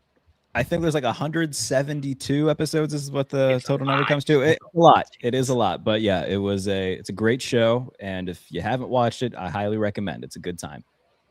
Yeah, I can't watch that many episodes of. It's good. Which brother you prefer? I was always a little bit more preferred Stefan, but like they're both great. I'm a Damon guy. That's fine. Yeah, they're both fantastic. You can't have one without the other. So it's a fantastic show. I might actually have to like rewatch Vampire Diaries because I haven't seen it in like 5 years, and I would be back on board to just good fall vibes too. It's about that time of year where it's fall, so I could get back into that. I did recently just binge all of Batman Cape Crusader season 2. A+. I did too. Job. Oh Agreed. man. A+ job. I like it. And not as good as season 1 for me, but I thought that the overall story with the Joker, I thought they went a different way with the Joker, but it was good. They landed it. I thought it was very fun. There was a few qualms that I had. I wanted to see a little bit more character development for Bruce, and I thought they like teased it at the end of season 1, where I don't want to ruin it for anybody, but like he starts calling Alfred, and then they just completely forget about that in this season. That was my biggest hit thing. He just went right back to calling him. Yeah, he just went back to being kind of a prick, and I was like, all right, well, I didn't love that. I'm glad I turned a Pat McAfee album review into Batman Cape Crusader. That's his whole show. We did a show last week. It was nothing but 90s cartoons that you know nothing about, Jarrett. Whoa! Come on now. Oh, okay. Which 90s cartoon? What are you watching? Yeah. What were you? The one that I really liked as a kid that I can't find anywhere. Like I have to buy DVDs of it. I can't find Johnny Bravo anywhere. So like that's the only way I can watch it. We tried watching it the other day and we had to go on YouTube to watch it. Yeah, the wife and I wanted to watch it, and it's not streaming anywhere, and it's so annoying. It's like, why do we got 300 streaming services and we can't watch any Johnny Bravo episodes? Yeah, that's my biggest qualm, is that I can't find Johnny Bravo anywhere. But like the original Powerpuff Girls was really good. Dexter's Lab was always funny. Okay. Any like that era of Cartoon Network was pretty good. Courage the Cowardly Dog was kind of hit or miss for me. I thought that some of it was just I really got into that. Yeah, me neither. Why? What am I missing? Any Johnny Bravo? What about Johnny Bravo? Apparently, I can get on Teletoon Plus. I can get Johnny Bravo. So we got to use this VPN so I can get this Canada Johnny Bravo access. Yeah. If you go to Prime Video and you search Teletoon Plus, or if you're Canadian and you have, I guess, Bell, it's a subscription service. Like you got to pay a couple bucks. But okay. No, that's too much. Give me your account, Joel. I don't have that subscription service. Well, then you can't get it. I mean, I can get it. I have access to it. I'm saying I have a way to get it. You would have to pay for the DVDs. I'm saying I could also get it by. Johnny Bravo is not on HBO Max unless they like literally just added it, because I checked. That sucks. Yeah, don't worry. We be looking for Johnny Bravo. We do be looking. But yeah, You heard John Cena is gonna play Johnny Bravo in a movie, action movie. It's a rumor. Is that real or fake? It's a rumor. It's a rumor. It's fake for right now. We'll see. One of you Americans, click on this link and tell me if it works. Although this isn't gonna work if I put it in this. Yeah, chat. Why you put it in the chat? Why would you put it there? One of you Americans, click that link. Put it in the private chat like a normal person. That's funny. Okay. One of you puny Americans, click this link. I don't know why I just made you French Canadian. Content not available. Oh, it says not available? Yeah, it says the title isn't available in your country. Yeah. Okay, so it's somewhere on HBO Max in some country. Oh, well, that's lame. I don't know. You just gotta find out which one. It's just VPN all of this stuff. Yeah, I was gonna say. Yeah, what's the VPN that sponsors Fightful? Is it Nord? They're not this channel. That's fine. Oh, sorry. We'll show them some love. It's Nord. I have Nord. Johnny Bravo might be going on Tubi. Okay. Oh, that would be good. They put a bunch of other like throwback cartoons on Tubi. They put the Batman from like 2004 on there. That's okay, Mexico. HBO Max in Mexico. It's still available, including the Bollywood special. Oh, I gotta get on the VPN. I gotta cancel my Triller subscription and just make Sean pay for my VPN instead of Triller. I already read off the Triller subscription. I never use that thing. Never. I didn't realize how many things I could write off until like I did my taxes this past year, and my tax lady was like, "I mean, if you use it at all for work, tell me, and we'll get something for it." I'm like, "All right." Yeah. Yeah, so you can write off like your office, or even if it's like just a corner of it, you can write off. I was like, how about this Michael Myers mask collection that I have? That's for decor in my office. Do we think we can write that off? She's like, I can't write that one off. I'm like, whatever. I feel like you should be able to, if it's part of the office decor. Like, I'm sure I do that. I listed as office supply. Yeah, I mean, I'm sure I could. If I did it myself, I would have, and just practice a little bit more shady practices. But I didn't feel like doing it myself. That's stressful. You're white. You can get away with all this tax fraud. It'd be fine. Oh my God. Have you considered making a country album with Suno and AI and trying to write it off as a tax write-off? That's not a bad idea. It's not the worst idea I've ever heard. I wonder if I could make a better album than Pat McAfee. That would be a very funny bit. The bar is in hell. It would be a very silly bit if somehow I got so like SB Nation to greenlight giving me money to try to outperform Pat McAfee. Just do an T-Pain auto-tune bullshit album and it'll sound better than Pat McAfee. Yeah, That'd you be can. good. I feel like you could do this with. I mean, now especially with production and everything. Yeah, I'm like, sure that there's like we can do this. I'm sure I could. I'm not very good at using like any sort of music editor. I'm not fluent in that whatsoever, but I'm sure I can find somebody who is, and then pay them to edit it and put it together. That would be a very funny bit. It would be a long bit, but it would be a very funny one once it's done. Yeah, it's gonna be like 2 years. The and then journal it's of a polarizing writer. I would have to be something adjacent. Yeah, the journal of, what's a synonym for polarizing? all these writers, we don't know any of these synonyms. I always use polarizing. Like you're telling me to come That's up the with only one I know. another word for polarizing. Diversive, enigmatic. Oh, that's divisive. Yeah, divisive. I don't know. I said Divisive, divisive. yeah, divisive. We'll The get journal there. of a We'll get there one divisive week. person. another. Yeah, that's funny. Yeah. That would be good. I would like that.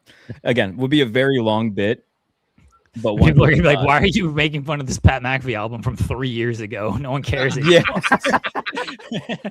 He's already released 3 albums since then. Jared's doing his country Pat McAfee album, and McAfee's already on his 3rd rock album by that point. No, he's doing dance hall by then. Oh God, that's funny. That would be very apropos to be just like 3 years behind the times on a bit. That would Just be like good. WWE. Yeah, exactly. Yeah. That is factual. I haven't really kept up with anything WWE, which is We're supposed to talk about Raw, which we have not done yet. So No, we we still got have 30 that. minutes left. to talk. I see the clips, and that's basically how I keep up with it. I see they're still doing Bloodline bullshit 6 years later. Cool for them. This is one of the better Bloodline things they've It done. was. Like Oh, yeah. a year now. Yeah. All right. Pew, pew. Jared, last question before we Mhm. let you go here. Who do you have in the Super Bowl this year? Super Bowl, I said, I kind of shot from the hip. I didn't want to go chalk. Originally, I was going to say Bengals Rams, but I got spicy and said Bengals Cowboys. Oh, you did? Yeah, I did read your. Was it like 800 predictions for the season 61. article? Okay, close. Yeah. Yeah, I did read that because I was very mad that there was no Panthers mentioned until they're not going to re-sign Bryce Young, which was like prediction number 60. And I was like, Yeah. thanks for making me read this whole thing. For Yeah, one sorry. Panthers mention. Yeah, no, I'm sorry. I think the Panthers are going to be god awful, and they'll be. I'm not counting the Hall of Fame game. That preseason game against Buffalo was not pretty. It was a little. Yeah, little- and look, little- preseason's preseason, but yeah, Yeah. I hated their offseason. I think they spent money poorly. They don't have any sort of There you talent offensively outside of Ted McMillan that scares me. And Bryce Young is just Darren not good. Waller coming in. Yeah, ready but to I take tweeted over. that yesterday. Anytime you're in the territory of we're signing Darren Waller, I'm just like, you're probably not going to be very good this year. That's what I'm. I feel putting like my anytime you're in stamp the on. I feel like anytime you're in the territory of we're signing this guy 2 weeks into training camp, like, yeah, that's probably not a Yeah. good sign. We're for- signing this guy who, like, at the combine was talking about pursuing rap full time, and now is playing tight end again. All right, good luck, have fun, say la vie. Yeah, So I'm not That's- super optimistic there, but I'm still gonna ride for Bryce. I'm hoping we can build off last year a little bit. But I mean, you're my friend, so I hope you get nice things. I'm just Yeah, if thank I had to bet, which I don't have to bet, but I'm gonna. yeah. I'm certainly taking the under on Panthers wins this year. It's So, only at like 6 though, isn't it? I That's feel like it's fine. kinda low. I'm Okay. still pretty confident. I Alright. could go an alternate and take like under 7.5 if I really wanted to. True. Yeah. All right. Let everybody know where they can find you at, Jared. Yeah, at J Bailey NFL on Twitter. If you want all the football stuff, I'll have a feature with T. Higgins from the Bengals coming within the week. And then wrestling wise, I'm sure I'll have some sort of feature before All In. If you want to read the recent ones I did one with Will Ospreay ahead of Forbidden Door. I did one with Kevin Knight ahead of Dynasty. It was like March or April. So if you want to go read those are in the link in my bio. I thought they were pretty good. Will's a fun hang. So that was fun chatting with him ahead of his match against Swerve at Forbidden Door. So I'm sure I'll be doing at least one ahead of All In, so keep an eye out for that. And if and when I do, I'll put it out on Twitter. So follow along at J Bailey NFL for all the work. This guy said he VPN to Mexico and used the HBO Max app to watch all of Johnny Bravo. There you go. Okay. There it is. Jarrett, let me say, because I don't think I've actually Perfect said way to this end to this. you.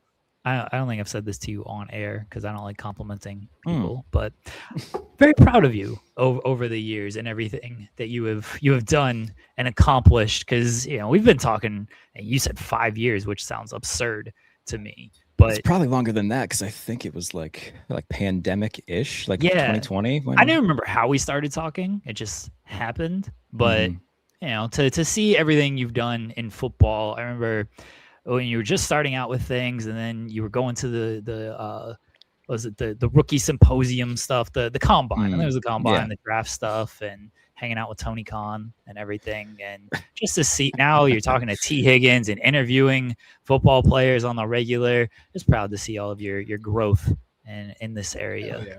Well, thanks, buddy. I appreciate that. I don't know how I can. That was very nice. You could just leave. You don't have to say anything. You could just No, go. Bye. Yeah, but It was over there. but thank you for that. Yeah, there wasn't a. One of my favorite quotes is that people who work hard don't have to tell you they work hard. It shows up, and there wasn't a plan B for me. So I'm glad that this has worked out, or else I'd be working a job that I hate. So I'm very thankful to have it. That was very sweet of you to say. I appreciate it. And I took your wrestling virginity as well, your live event virginity. You were there. Wow. Yeah. Yeah. The first wrestling show I ever went to, you were there. Yeah. We sat together and watched that. Yeah. That was CM Punk and Dustin Rhodes opened the show. Yep. Yeah. With like a 20-minute banger for no reason. I miss when CM Punk wrestled every week, and it was awesome. And then he went to the company that doesn't give a shit about wrestling, and he wrestles like 3 times every 6 months. He's happy. He's happy about that. Yeah, whatever. Whatever. I'm on Tony Khan's payroll. Fuck the Fed. All right, see ya. I appreciate you, Jarrett. Looking forward to when's our draft? Oh, I don't know. That's a Sean Ross Sapp question. We need to figure that out. Right. Jarrett, are you gonna send it to the right email this year?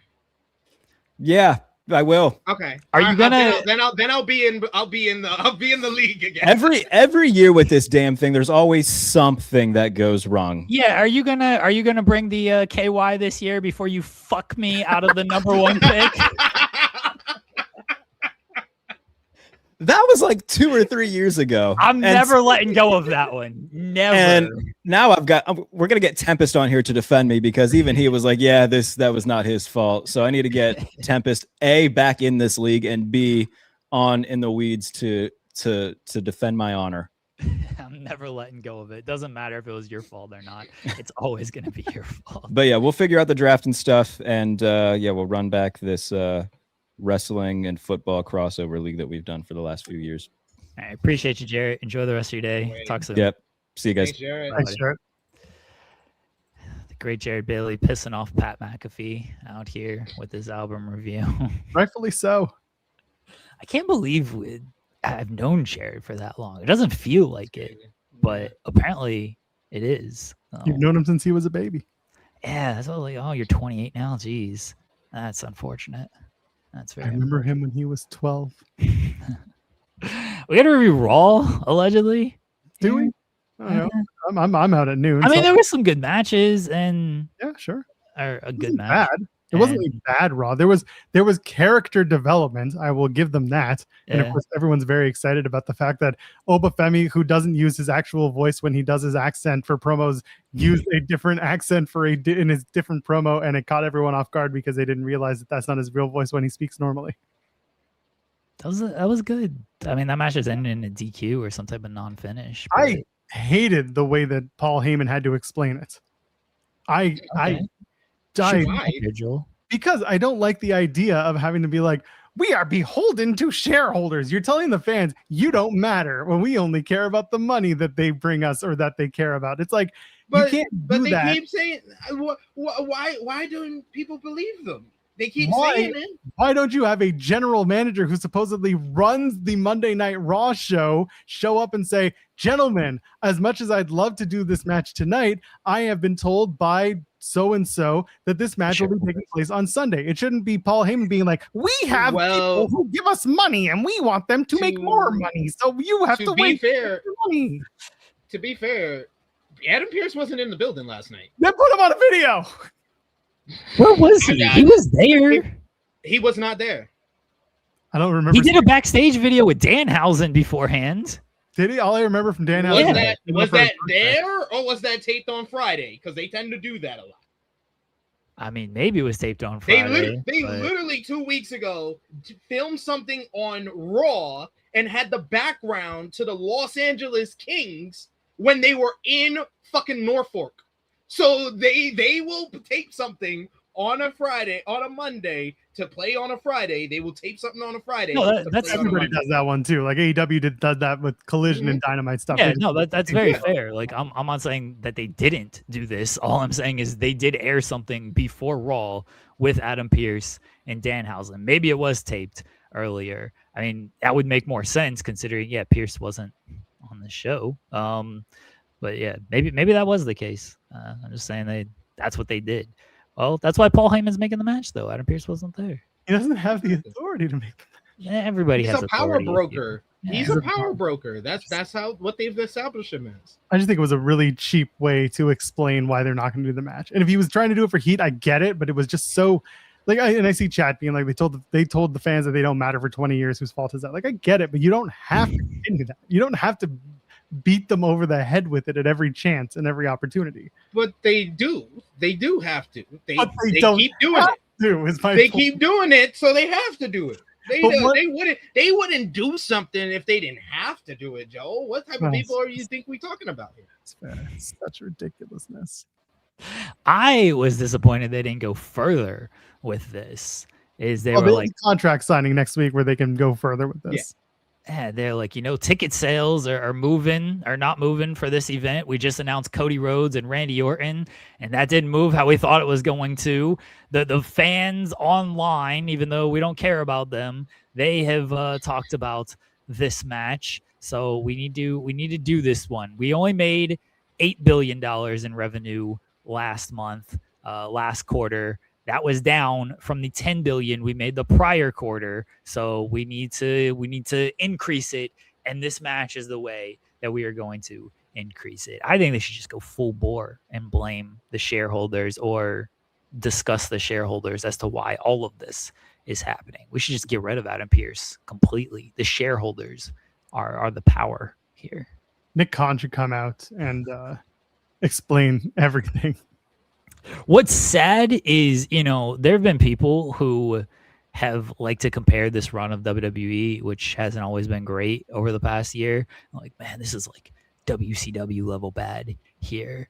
And I'm like, you 12-year-olds didn't watch this WCW stuff, but that's exactly what WCW did with the powers that be and Vince Russo and all that stuff.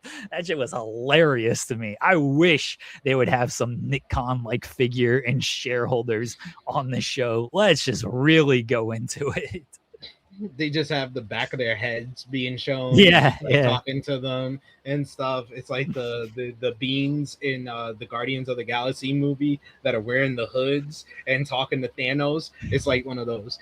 I thought this segment was fine. It wasn't as good as the last 2 weeks. I felt like the last 2 weeks got people very excited in seeing this matchup, and this was more of a segment to set it all up. I think that we're going to get a clean finish at Sunday night's main event? Absolutely not. I don't think we're getting one. And if we are getting one, it's Oba Femi wins. If anyone thinks that Bron Breakker is winning this matchup, I got to break this to you in Brooklyn. Is there a shot? I'm with you, SP3, but is there a shot that like Heyman costs Oba Femi in some way so Bron can win? If I can, to me, there are a couple ways you can take this story. One is that he realigns with Bron and costs Oba the match, but at that point, you're continuing on. It's now Oba's gonna have a problem with Paul Heyman, and you don't want to go down that line. What I think the better way is Oba wins, Bron's upset, Bron just becomes more incensed, And also, he becomes the guy who cuts corners to find his way to the world title, whereas Oba does it the right way, which is win his way to a world title. And then you could tell potentially the Money in the Bank story, where he undercuts Oba Femi, takes the title from him, or wins it first. Like, there are better ways to elongate that story without needing to have somebody lose once and make it the biggest deal possible. Like, if Braun's going to lose, you have to find a way to make Bron lose and not look pitiful in defeat while still keeping Oba Femi strong. And there are ways to do it, but yeah, I see Bron and Paul Heyman realigning, but not as soon as Sunday or next Sunday, I guess. I think that the chat may be onto something. I think probably the way to get out of it is Bronson Reed return, and he causes like some DQ, no contest, and then Oba can feud with him and then just beat him, and then they can still hold off on getting a result of the Braun Breaker Oba Femi feud. My one thing that bothered me in this segment was Paul Heyman saying when two main eventers are up against one another, we have to present this on a big show. Braun Breaker has only main evented one matchup on a PLE in his WWE career, and it included 9 other people. You know what he could do? He could quit like Joel. I mean, if the pay's better, why wouldn't you? It's not. What's up, quieter? Nice. You know, just having my last week of just getting my shots off before, who knows, someone finds this show and says, what did he say about me? And then I just leave off into the sunset. I respect that, honestly. Thank you. I mean, I'm calling out Tony Khan today. You know what I wanted to do? Okay, hold on. Just confirmation. Dave didn't rate the match this past week, right? Because I didn't see no discourse, so I assume he didn't. No, he's never rated. Okay, hold on. He's never going to rate it. All right, here we go. Never. All right, well, while we're here. Dear at Dave Meltzer. He's gonna block you. WON. He's definitely gonna tweet it. He's definitely gonna tweet you. Yeah, absolutely. In case you hadn't heard, this is my last week on In the Weeds. Yeah, I'm pretty sure he hasn't heard. Yeah, he definitely has. We not never heard. vacate the Fightful Championship. Literally, Joel won it by calling Melissa and asking if he could have it. So that just won't happen. And then he doesn't have it though. Yeah, I know. He literally doesn't have. Joel, in your free time, you should edit those skits though. Free time. You're very funny. Could you please rate the Mercedes? What? Do you know how busy he is? He's too busy rewatching Mystico versus Averno. Yeah. SR said the Viva Van. I don't even look at my replies anymore, guys. So like, I know her agent hit me up and said, no, she's on a full-time salary deal. Viva Van's got shooters coming after you. I don't know. I don't give a shit. Like, she's on this deal. She's signed full-time, not the 0-tier nonsense. Yeah. Like, I mean, listen, I didn't see that shit, so I don't care. I spend such little time on Twitter these days that it makes my life exponentially better. And like, oh, don't you make money on Twitter? No, almost none. Fightful made like $75 off Twitter last month because they think that we're aggregators. So, so that gets, I don't know how it works. I lost my blue check mark today because I stopped paying for Pro because they took out Pro X. They took out TweetDeck, basically. Oh. And that was the only reason. Should still, I mean, to be honest with you, it isn't the only reason you should pay for it because one, we'll expense it. But well, no, now to get TweetDeck, it's like the $30 a month thing. I'm not gonna expense. Yeah, I'm just saying we stream from your account. So. Oh, okay, all right. If I can expense it, then fine. And your show streams from the account too, which is usually pretty useful. Yeah, that's how I learned. I didn't have it. Yeah, that's how you're gonna learn when this number at the top left-hand corner is down significantly. Because you don't do that. It is down by like 400 people, Jeremy. I mean, I noticed. SP3, we need to hook yours up to StreamYard, by the way. Like, you're literally on this show. Yeah, I'm down.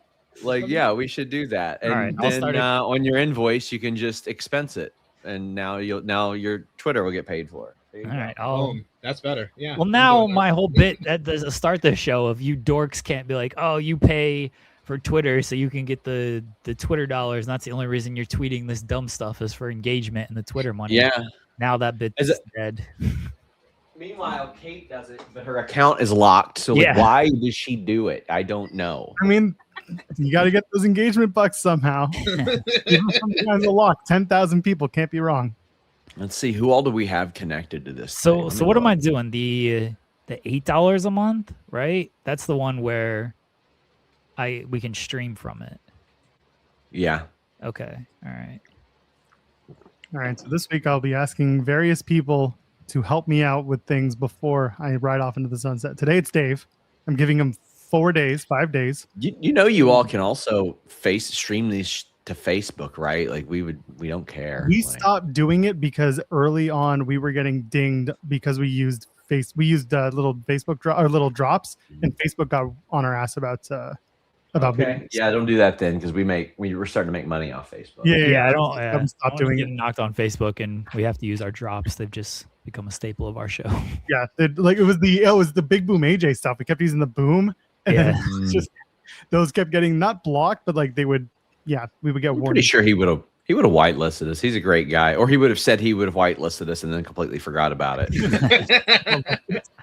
One or the other. Like we've never had any other issues with the stuff that we've played on other platforms, so that's why we don't do Facebook. Otherwise, we would again. All right, I don't care about all this stuff. Okay, I'm re-verified to stream this show now. Now people can make fun of me for being verified, unfortunately. I just also want to say, I get on here and talk about wrestling occasionally. Rey Mysterio is better at 51 in 2026 than he was in 2014 at 39. Mm-hmm. That's pretty crazy. Yeah. That was a tremendous matchup last night with Chad Gable. He sold everybody. Everybody in that building thought he was going to win that matchup. Yeah, they were mad when he wasn't. I was like, damn, they might have made the wrong call here. The crowd was so dead for the start of that match, and I had people saying, I was there. No, it wasn't. Yes, it was. Yes, it was dead as hell. But and you know how we can tell? We've got ears, and we hear the difference. We hear the contrast. No, you know how we can tell? Crowd. Because Dragon Lee and Wagner 3 killed himself to have a good matchup, and they barely responded to them.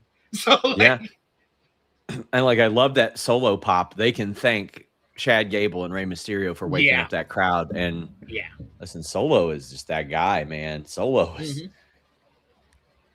I did put in my notes how many swerves are they going to have with Solo, and I was like, well, whatever the number is, this was the right amount because that pop was incredible. Like they loved it. It wasn't quite to the level of the Sammy pop when he turned on Roman, but that was it wasn't even to the level of Jay turning on the Bloodline. It was derivative of those, but it was great for what it was. And I was there. But that was definitely I need to have Kyler repost that. Sean, did you listen to the Pat McAfee album? That's the question everybody's asking. I've listened to a clip of it. Oh man. And listen, I don't feel that I need to agree with everybody socially, politically, anything like that. Pat has always been super good to me, like on a personal level. We haven't talked personally since he blew up. But when we see each other at WWE shows, he's super nice to me. He shouted me out during a SmackDown commercial break. He was really cool to me. That was trash, Pat. that clip I heard was so bad. So bad. Just listen to a song. You will see it's even worse. So what the hell does it matter? Nobody's watching this. So who's gonna care? I'm having a theme made for Shaza for our team.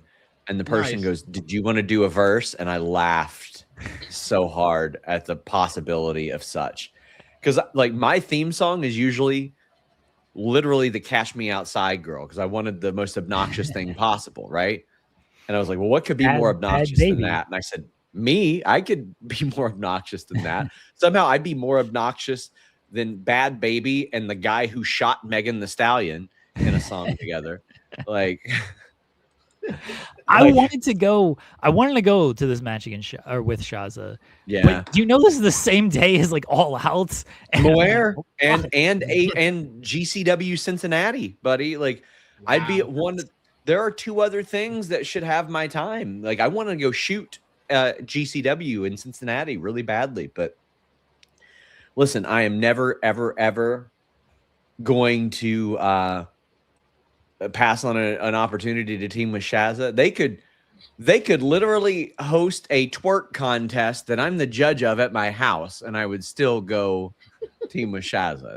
That's how much I want to team with Shazza. It's very important to me.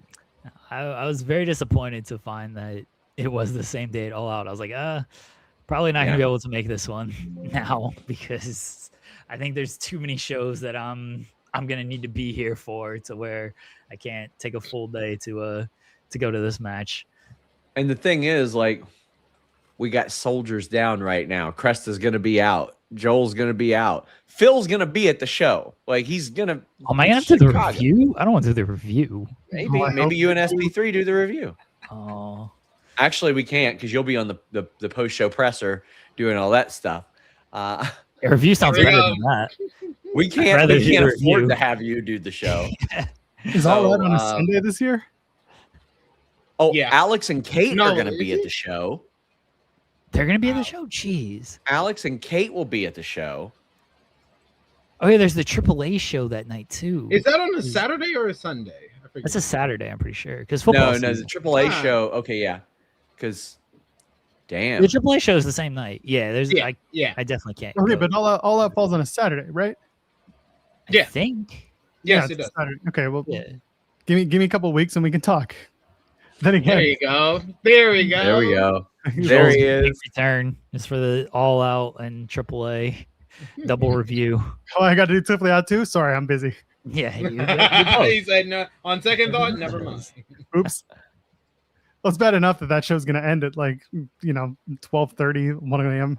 Yeah, the All Out show is gonna be. All Out's gonna be a long one. I'm trying to check the schedule. Okay.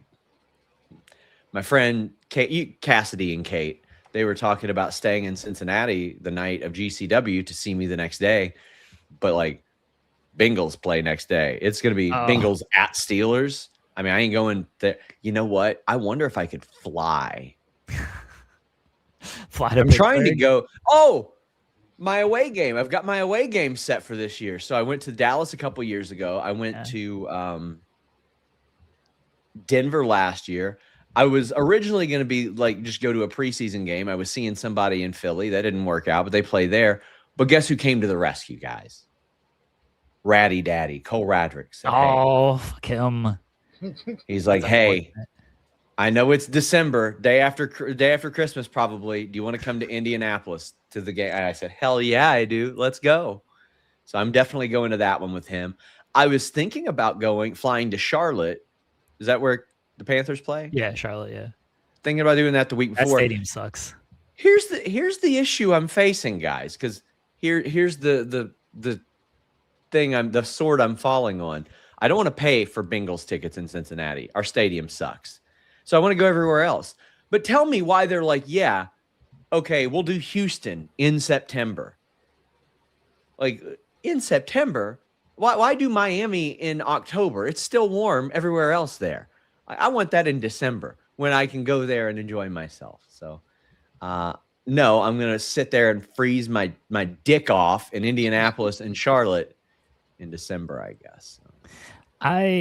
If you think the Bengals stadium sucks, then yeah, you're gonna hate the Panthers stadium. That stadium's terrible.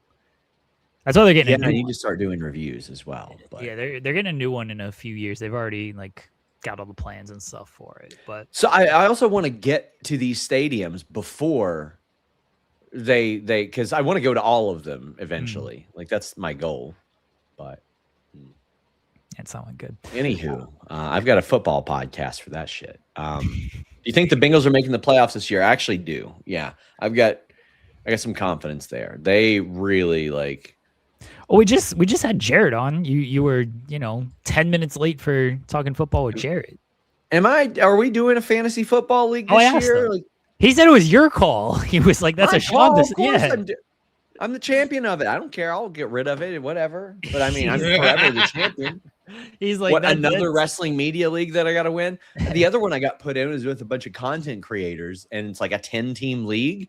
I'm like, what? It's not even fun, 10-team league. This is the I got only introduced to league that I'm fantasy in. football. I won my first year. I didn't know anything about football. Guys, it was a 16-team auction league Oh, auction leagues are terrible. with independent defensive players. Oh, how long did that I take? won the hardest league I've ever been in my first year, and I was broke as hell. You know what won it? It was Marshawn Lynch breaking off an 80-yard run that won it for me. I was never so happy. I won like $700, but like after that, none of this shit is hard. But like, give me a 10-team league. What's the point? Yeah. What's the point? Jared said it's up to you when like the draft. Up to me. I live for fantasy football. Yeah, I'm fine. You know, I'm looking for. It's the And I only can't league go that out I'm there in. and put, hey guys, I want to do a fantasy football league. I won the Fightful League the one year that we did that, the Fightful Select League. I don't think I was part of that. Probably not. Yeah, No heart. So I'll tell you who was. David Tees was. He Oh, managed to really? stay employed here through an entire football season. That actually is a big accomplishment. I know it is. He's such a lovely guy, but goddamn, like I just hire him for the bit at this point. You gotta Like we need somebody. Tees can fill in for like 2 weeks, and then we had to find somebody else after that. you have a carrying cross return story to write while you're at it. That's Carlos. I know, It's Carlos. I know, but I'm saying for the bit, And I bring he's people done back. so many of them still that like we just stopped having Carlos do them. Yeah. But I tell Carlos to do it that way. Whenever he puts on a resume how long he worked at Fightful, he can just extend it by another year. Yeah. Because I love that guy. When he was checked out, he was checked out. Yes. So Yeah. you'd send an assignment. Fine, I'll do it. It's like, damn, bro. I love that guy though. Carlos is fantastic. I haven't talked to him in a while. I don't know if he's on Twitter anymore. So if you're not on Twitter, I just lose all contact with everybody. Yeah. So Joel, are you familiar with Greg Domino from WWE? Yeah, he follows me on Twitter for some reason. Okay, yeah, same. I like we actually knew each other because he did boxing PR very early in the Fightful days, and I believe he's the one that contacted me and said, "Hey, is this kid Carlos here one of yours?" And I was like, "Yeah, why? Is everything okay?" And he goes, "Yeah, everything's great."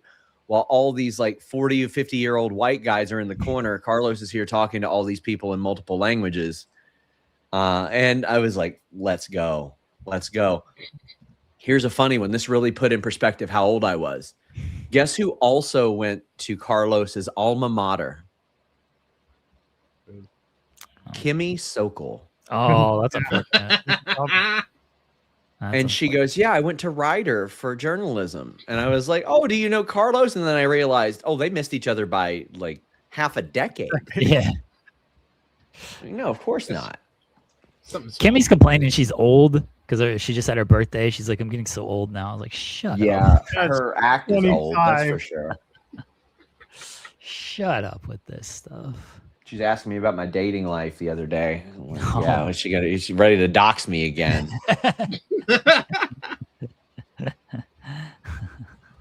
That's what it's all about. She immediately ran and told someone that I knew would tell someone that did not need to know who I was seeing at that point. I was like, can you not? I'm mad. I'm mad that Joel came on the show on Friday and spoiled that he was that his wife was pregnant and he was getting a job and stuff. Because I wanted you to spoil it, Sean. I wanted you to break the news. Yes. But Joel jumped the gun on Friday and let everybody know before could get that going there. So here was the problem with that. This all started. Well, you didn't tell Sean any of this until like 5 days later. That was the one problem with it. Friday. So yeah, he told me yesterday, technically, even though I knew. Yeah, you already knew, and I knew that. The Friday before last, I got the offer for the gig. We had to wait until Tuesday because we were driving to Ottawa to go see my mom, and we wanted to tell her before anybody else about kid, job, all the stuff. And this was also her first time seeing me since like I've lost a bunch of weight. So it was like, let's just knock it all over. And I was like, and then I got to tell everybody else about what's happening. And then I realized, oh shit, I have to tell Sean. And then we were on the show on Monday, and I was like, oh shit, I haven't told Sean. And Jeremy's like, he knows. I was like, oh, okay. I mean, yeah, because Sean's messaging me like, what's going on? I'm like, well, I said some very nice things about Joel on the post show last night. That sounds terrible. That's That's lovely. very kind. Thank you. That sounds terrible. Listen, Joel, it was so funny. Last week, as I was dividing assets, I was looking through a box and I found Joel's business card that he gave me 7 years ago. It was probably 7 years ago this week, maybe. It would have been, yeah, around SummerSlam. Yeah, 2019. Oh my God, it might have been 7 years to the day, Joel. Now that I'm really thinking about it, it might have been like around there because you and I met at the Midtown Event Theater. Yeah. Where they had like a lot of good shows. That's the first time I saw Jody Threat. And I was blown away with how good she was. Yeah, I think I walked in and Jody Threat had like Ethan Page or somebody up in a vertical suplex, a stalling vertical suplex. And I was like, who is this? And then she literally skateboarded out of the venue. Just ripped to shreds. And I was like, okay. That was a fun week. I really missed Toronto, but that was really cool. I met Joel that week. There was a media member that was there that was getting just working and got torched off their ass drunk. And my wife at the time was like, I knew I didn't like him. Is that who? I'll put it in the private chat. Everybody's going to agree. I think I know who that is because I think I know who it is. Yep. Yeah. I've heard that one. And so it was so funny because like Mona, who's like one of my really good friends now, she watched this unfold. It was so funny. So people were like, why did you start wearing suits to press junkets? And I'll tell you why. Because I'm petty. Yes. That's why. Yeah. So I went to this event and I was there next to Mona setting up. I was kind of showing her some stuff. And this guy who, we'd known each other we were all right, but we had some contentious words in the past. And all I wore was like some slacks and a button up Ralph Lauren shirt. And he was like, Sean, you don't dress nice. What's up? And I was like, okay, all right, motherfucker. I was like, you're going to think you're getting picked up for the prom by the time you're done in this business, buddy. You're going to wear a boutonniere and everything. I was like, I'm going to stroll up in the tackiest limo you have ever seen and knock on your door and tell your mom I'm here to pick you up. You know what? As much as you think it's being petty, I like that it's at least raised the bar for who shows up. At least that's relatively nice for media appearances because you're on camera with talent and like they put some work into how they look. I think that we should also try to show up in at least a color slacks. Like it's not a big ask. And I'm not like, listen, I am no fashion icon here. I would roll up there in a jacket and a Christina Applegate t-shirt and I would get plenty of compliments on that shirt. But listen, when I go there and I've got some of the sharp dressed WDB people like Laura Sullivan, who looks incredible in anything, and Chris, the one whose name shall not be mentioned. I'm like, oh, look at that suit. Look at those boots. I'm like, yeah. And then I'll look over at that guy and I'm like, that's right. That's right, buddy. What's our prom theme tonight? Enchantment Under the Sea. It's always Enchantment Under the Sea. It's very funny how many fightful enemies he has made over the years because Andrew was gonna fight him at one event. And I had to Andrew. So Andrew is like one of the toughest people to piss off too. Yeah. Like he's very, very collected. And I watched him, if he would have beaten up the wrestler that he was about to beat up, he would be regarded. He'd be employed by AEW today. Yeah, he'd probably have a job. Yeah. Like that's the thing. Like I asked him, I was like, can I tell this story? Can I say who? And he's like, no, you can't. Yeah. You should really let me. Like you really should. I think one that day, guy was worried. Yeah. That guy was like, I'm only joking, mate. Sounding like salad fingers. And I looked, so I couldn't hear anything as it happened. Oh, well, there we go. You definitely gave it away. I couldn't hear anything. It was really loud in there. And I just saw Andrew's eyes and I go, what's going on? what's going on? And then he came up and told me afterwards, and I was like, there's no way. I was like, there's no way that he's. And then I watched the video back and I saw his reaction and I go, oh, okay. Okay. But like, let me tell you guys, when I saw the fear in that man's eyes when Andrew got mad, and it was almost like an incredulous thing, right? It was always like, did he really just speak to me like that? But let me tell you a better one. That weekend was the first time I met Andrew. And Andrew was like, yeah, man, me and Nick Gage are friends now. Yes. I was like, no, you're not. What are you talking about? He's like, yeah, we're buddies now. And I was like, oh, sure, whatever. I would never call him a liar. I'm just like, oh, he probably just was nice to you. I walk into this crowded convention room and I hear, there's my fucking guy, Andrew, right there. He's like, that's the dude. I was like, oh, okay. You guys are friends. All right, y'all are friends. Okay, then. I'm sorry that I doubted you. I didn't even doubt him. I was just like, listen, he's nice at a wrestling event. Sure. No, absolutely not.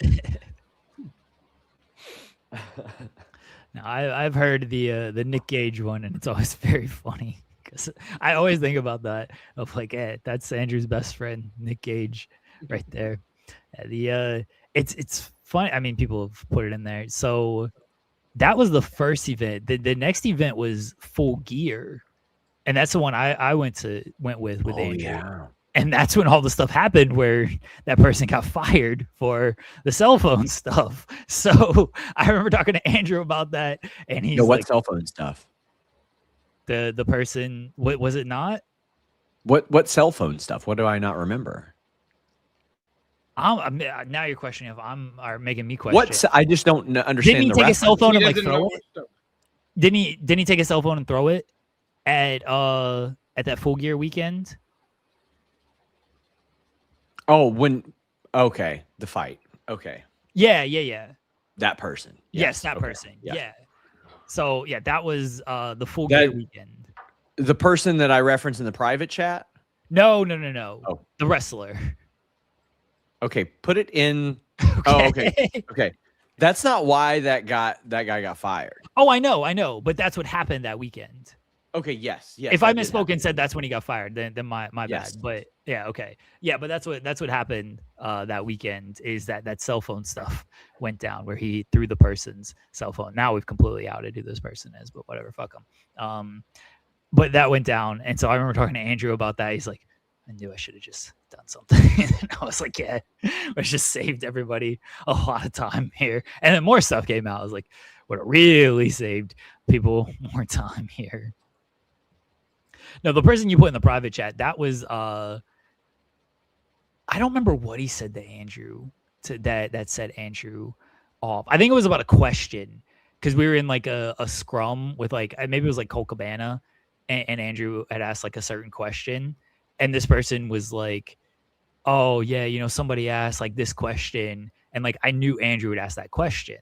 And I don't think he knew who asked it or if Andrew was there.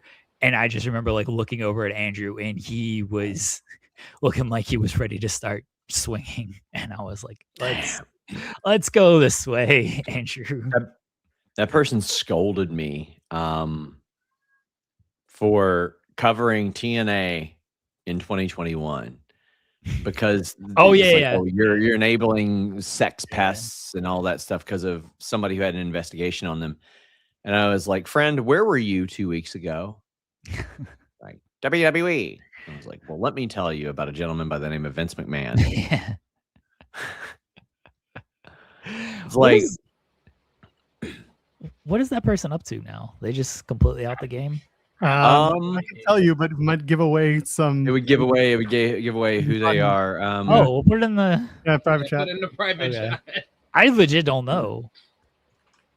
Whatever or whoever. I know they were doing. I saw them a couple years ago, and they looked way happier to be done with wrestling. And it made me very happy as well because they needed to not be around it if it affected them in that way. Yeah. And let me tell you guys, listen.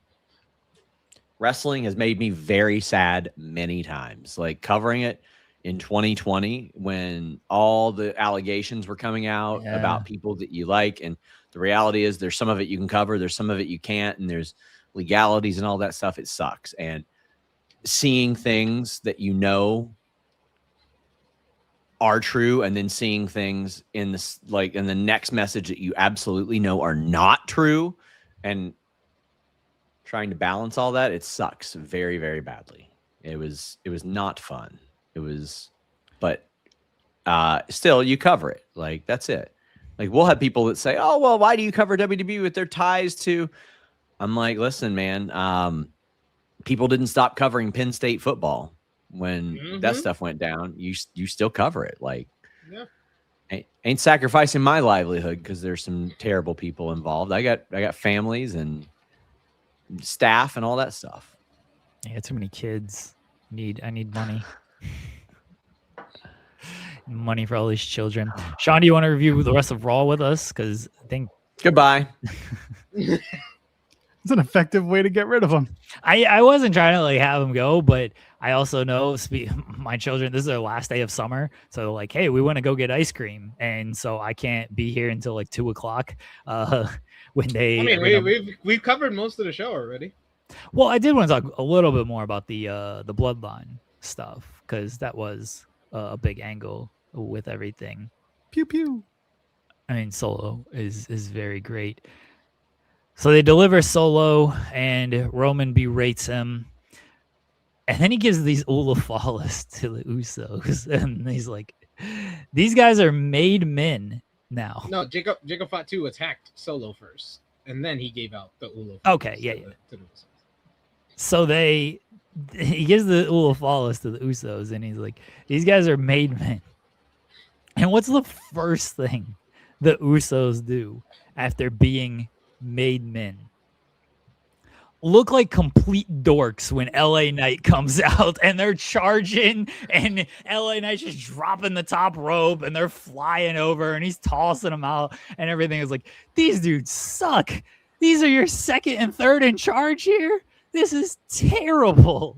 That's them. His captains. He gave them the captain. Those were the Captain C Ulafalas. This is kind of like the comedic effect of the Usos, though. It's like they get to do one serious thing, and then they're so proud of themselves until they realize now we have to be like, now we're captains, now we're proud, and then they get made to look like chumps. This is the Uso way. So I'm watching it, and I'm just like, okay, this makes perfect sense, because they've always treated the Usos as like Tweedledee, Tweedledum. Once in a while they get it right, and then something else happens, and then they look like complete idiots. So like it was funny, but it was kind of what they've been doing. And it was all in service of getting Jacob Fatu to just stand there and do nothing, because he's incensed. He's the guy who should be highly, commended and loved by Roman Reigns. And that's all he wants. But at the same time, he wants to be in the Roman Reigns spot. Like, he's conflicted. So he just stands there, does nothing. He's just to the letter. He is fulfilling his obligations to the letter. That's why he doesn't get involved afterwards. But you see he's pissed off that Roman's giving all of his attention to the Usos, even though they're bumbling idiots. And then he just sits there and watches the beatdown happen. He's like, told not to do anything, so I'm not going to do anything. And he's told to stand down, so he did his job. He was a good soldier. Stood down. And that's the thing in the Bloodline world. Like, if you stand down, you're supposed to be rewarded. But in this case, the Usos ran the play and they got their way. So Roman's happy. So now next week he could go up Roman to Jacob Fatu and be like, why didn't you help me out? Why didn't you run the play? And he's like, I did run the play. You told me not to help, so I didn't help. I did what you told me, my tribal chief. And like, you can start a little bit of something. Again, it looks like they're still trying to tell a story where Jacob Fatu does come around and, challenges the Bloodline, but it's still a long way off, because it's the Bloodline and things happen incredibly slow at a glacial pace. We're not getting any type of progression towards that until like next year. Yeah. So yeah, this was the indication that they are gonna have Jacob kind of break free or make his way out of the Bloodline. But I thought Solo Sikoa just came off great in this whole segment. first he was very sympathetic when Roman was berating him. He even him looking at the video package with his sunglasses down like this. He's just so cool. He's so cool and funny at the same time. And then of course Roman after LA Knight comes out to try to help Solo and he gets jumped. Roman telling Solo to give him the spike, and instead he gives the spike to Roman. He comes off like this defiant yet funny, very likable, very relatable character right now on WWE television, and he feels like the hottest character on Monday Night Raw right now. Roman is now finally full heel. Yeah, right? he's Like, full. Yeah. The bloodline is full here. Not just Roman. The entire bloodline should be full here. They got them to boot him. They got them to boot the bloodline. They've been trying for the better part of the last 3 months to get us to boot a bloodline, and they finally did it. I think here's where sorry, I was gonna say, I think it's so funny, SP3, how you're talking about Solo Sikoa, and he looks so cool. And it's like nobody has ever said before that Solo Sikoa looks cool the way he was dressed, because when he was heel, everyone was like, this is so hokey and so stupid. And now that he's done this new character that plays into what he's wearing, it actually fits him better. And I never said that. And Did most people, cool. I said he looked like he's dressed like The Weeknd. That's not to say he's not cool. He's just dressing like someone else. I've always given Solo credit, and I'm gonna give Solo credit more here. Of he is the person who gets the most out of Roman Reigns, and when Roman lost after WrestleMania and he went away for a while, he was the top heel in the company. Mm-hmm. And then who turned him babyface when he returned at SummerSlam? Solo's work that entire time that Roman was off television made Roman into a babyface. And now here is Roman. They've been trying to get him booed, or he just hasn't been booed. It's shades of gray stuff depending on who he's feuding with, even though he's been feuding with babyfaces, but he's still not getting booed regularly. Who actually gets him booed here? Solo Sikoa, because he is such a great babyface. He was such a great heel when Roman was off TV that he got Roman cheered. And now, in just a matter of weeks and in one segment, he was such a great babyface. He's now getting Roman healed. So whatever they want to do with Roman, if they want him cheered, if they want him healed, just put Solo out there and be like, you know what?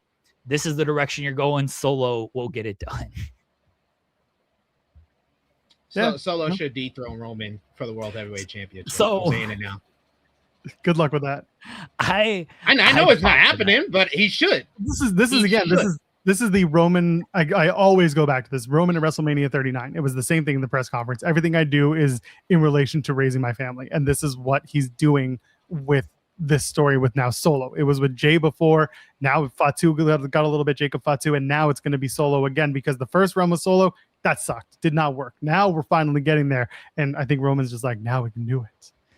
I'd pop if Solo beat him just because it's funny to me. The funniest part of all of this is LA Knight is just once again like, you're hot, you're good, but we got Solo over here. He's the real guy. We're gearing up. And the funniest part about all of this, Roman's getting what he wanted. Roman just gets to work with his family. Because the hottest baby face is his cousin. Oh, man, Roman is awesome. Roman has gotten what he wanted. Everyone's a bit player in the Roman Reigns world unless you're the family, and then you are a main character. That's what it is. And Paul Heyman was the only person who really ever got away from that and got to be in the family. It was ridiculous. It's great. So I had this poll question all day, and I will do it now at the end of the show because most of the voting just comes in early. And why are you looking around? Like, what? Can I not do a poll question? Why are you doing a poll now? We're going to be on the screen for like 5 more minutes. I just said because like most of the voting comes in like when the poll question first comes up. Most people don't vote like throughout the show. It just happens right away. So the question is just better Roman foil. Solo, Sammy, Jey Uso. There you go. Who is the best or better Roman foil? Not the best, because the best could be CM Punk or Kevin Owens or Cody Rhodes. But of those three, who do you think the better Roman foil? Wow, this is Cody Rhodes' erasure. I mean, No, in it's some not. ways. Sure. I would like to erase Cody Rhodes. Erase him like Leon Slater. Imagine if WWE were like, we're just going to erase Cody Rhodes' title reign. How well that would go over. All right, so vote on the poll question, everybody. Anything else from Raw that anybody wants to touch on? Matches. Probably the best in-ring episode of Monday Night Raw this year. Because they put a bunch of luchadors. The Rey Mysterio and Chad Gable was one of the best WWE TV matches of the year. Dragon Lee and Wagner 3 had a really strong matchup. And I even thought Phoenix and Fiscal was pretty decent. And then Javon and JD was fun.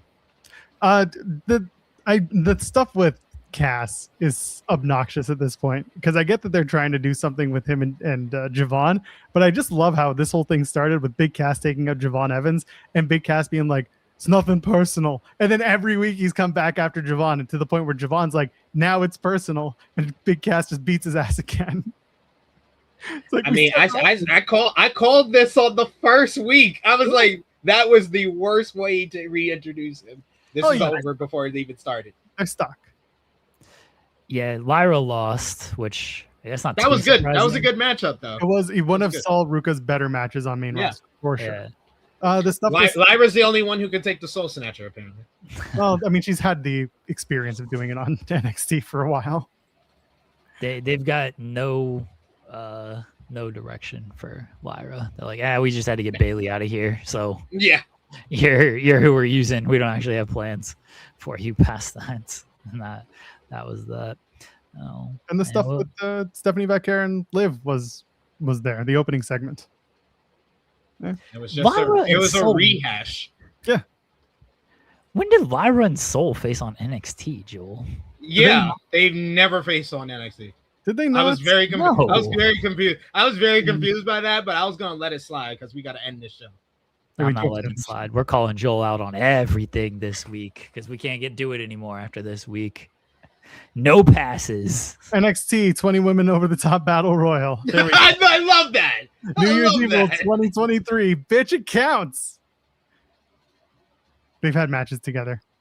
They've had a battle royal. A battle royal with 18 other people. It counts. Suck it. It counts. There was. I don't think Lyra took a soul snatcher in that match. She ain't take a damn soul snatcher. I'm gonna go back and watch. You don't remember. You don't remember either. Soul Ruka also beat Lyra. Are you stupid or are you dumb? Exactly. In Paris, where everybody had fun, and Saul Ruka beat Lyra Valkyria on an episode of Raw. There you go. Raw. You're here saying NXT. Yeah, well, that's because they're NXT products, but they were in a battle royal together in NXT, so that's all that matters. They had double winners for that one. Gigi Dolan and JC Jane. What was your moment of Monday, SB3? Joel. That's my moment of Monday. I'll give it to Solo. Spiking Roman. Joel.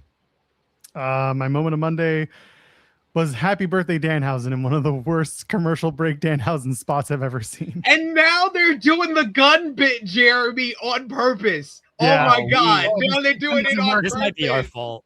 Yeah, the gun doesn't work, so I just throw the money now. And it's like, you guys I was like, they ruined it. They ruined it. This might be our fault, SV3. We called too much attention to it. It's my fault. I'll take the blame. Yep. It's happened. So that's why I'm proud of it for Monday. My moment of Monday, we'll go with Ray and Chad Gable because that crowd didn't have much interest at the start of the match. They worked extremely hard, got them into it. They were pissed off when Rey Mysterio did not win. And I kind of felt bad for Gable because like the deflation when he won and the crowd was just like, oh, and then it just went silent. I was like, damn, Chad Gable's a baby face, and the crowd's like just upset that Rey Mysterio did not win this title. Like, they got him back into it at the respect after the match, but did he drop the clap? Did he not do the clap this week? Yeah, he did the clap. You did. Yeah, okay, I just missed. The crowd was doing a little bit. I was moving past that. Make you feel like halfway to the sky. Results Results of our super late poll question. Truncated poll question. Better Roman foil, 60% for Sami Zayn and 20% for Solo Sikoa and Jey Uso each. Oh, now it's 64 because Joel decided to vote for Sami Zayn. Just want to mess Now with it's you. 18. That's fine. Now it's 18% for Solo and Jey Uso. What did we accomplish today, Joel? Pat McAfee has a dog shit album. Jarrett Bailey wrote a great review about said dog shit album. And the Monday Night Wrestling show was not so terrible this week, but Sean Ross Sapp got us way off the guard. So that happens. Also, TNA still sucks. LOL. SP3. Decent Raw that I didn't get to talk about. So join me on 1:05 p.m. Eastern Time on True Hill Heat YouTube channel for that. And what we accomplished today, Jarrett Bailey, we cannot respect his opinion on music. That's valid. Biggest thing we accomplished today is that Jarrett Bailey is right about music, particularly the Beatles are awful. No one cares about John, Paul, Ringo, and Wheezy. No one cares. Thank you for attaching George and Wheezy for that bit. Thank you for that. Yeah, it's good stuff. I need to leave. I got to take my. We're all leaving. Yeah, let's go. Joel will be back tomorrow, allegedly. SP3, let him know where you can find you At True Hill SP3, Rated Raw Review, 1:05 p.m. Eastern Time. Me, Romeo, and Top Guy JJ. Joel, do you have anything to plug? No, get out of here. All right. See you all tomorrow. We'll be back tomorrow. Bye, everybody. Take care. Oh, we missed a super chat. Shit. Oh, yeah, but let's get to that on Thursday. Or tomorrow if SP3 wants to jump in. Or I can just leave and you guys can cover this. Well, SP3 has to go too. Everybody has to leave. Sean, we'll talk about Julia Hart's run in the 5-Star Grand Prix on Thursday. But thank you for your super chat. We appreciate you, Sean. Until then, we'll talk to everybody tomorrow. Bye, everybody.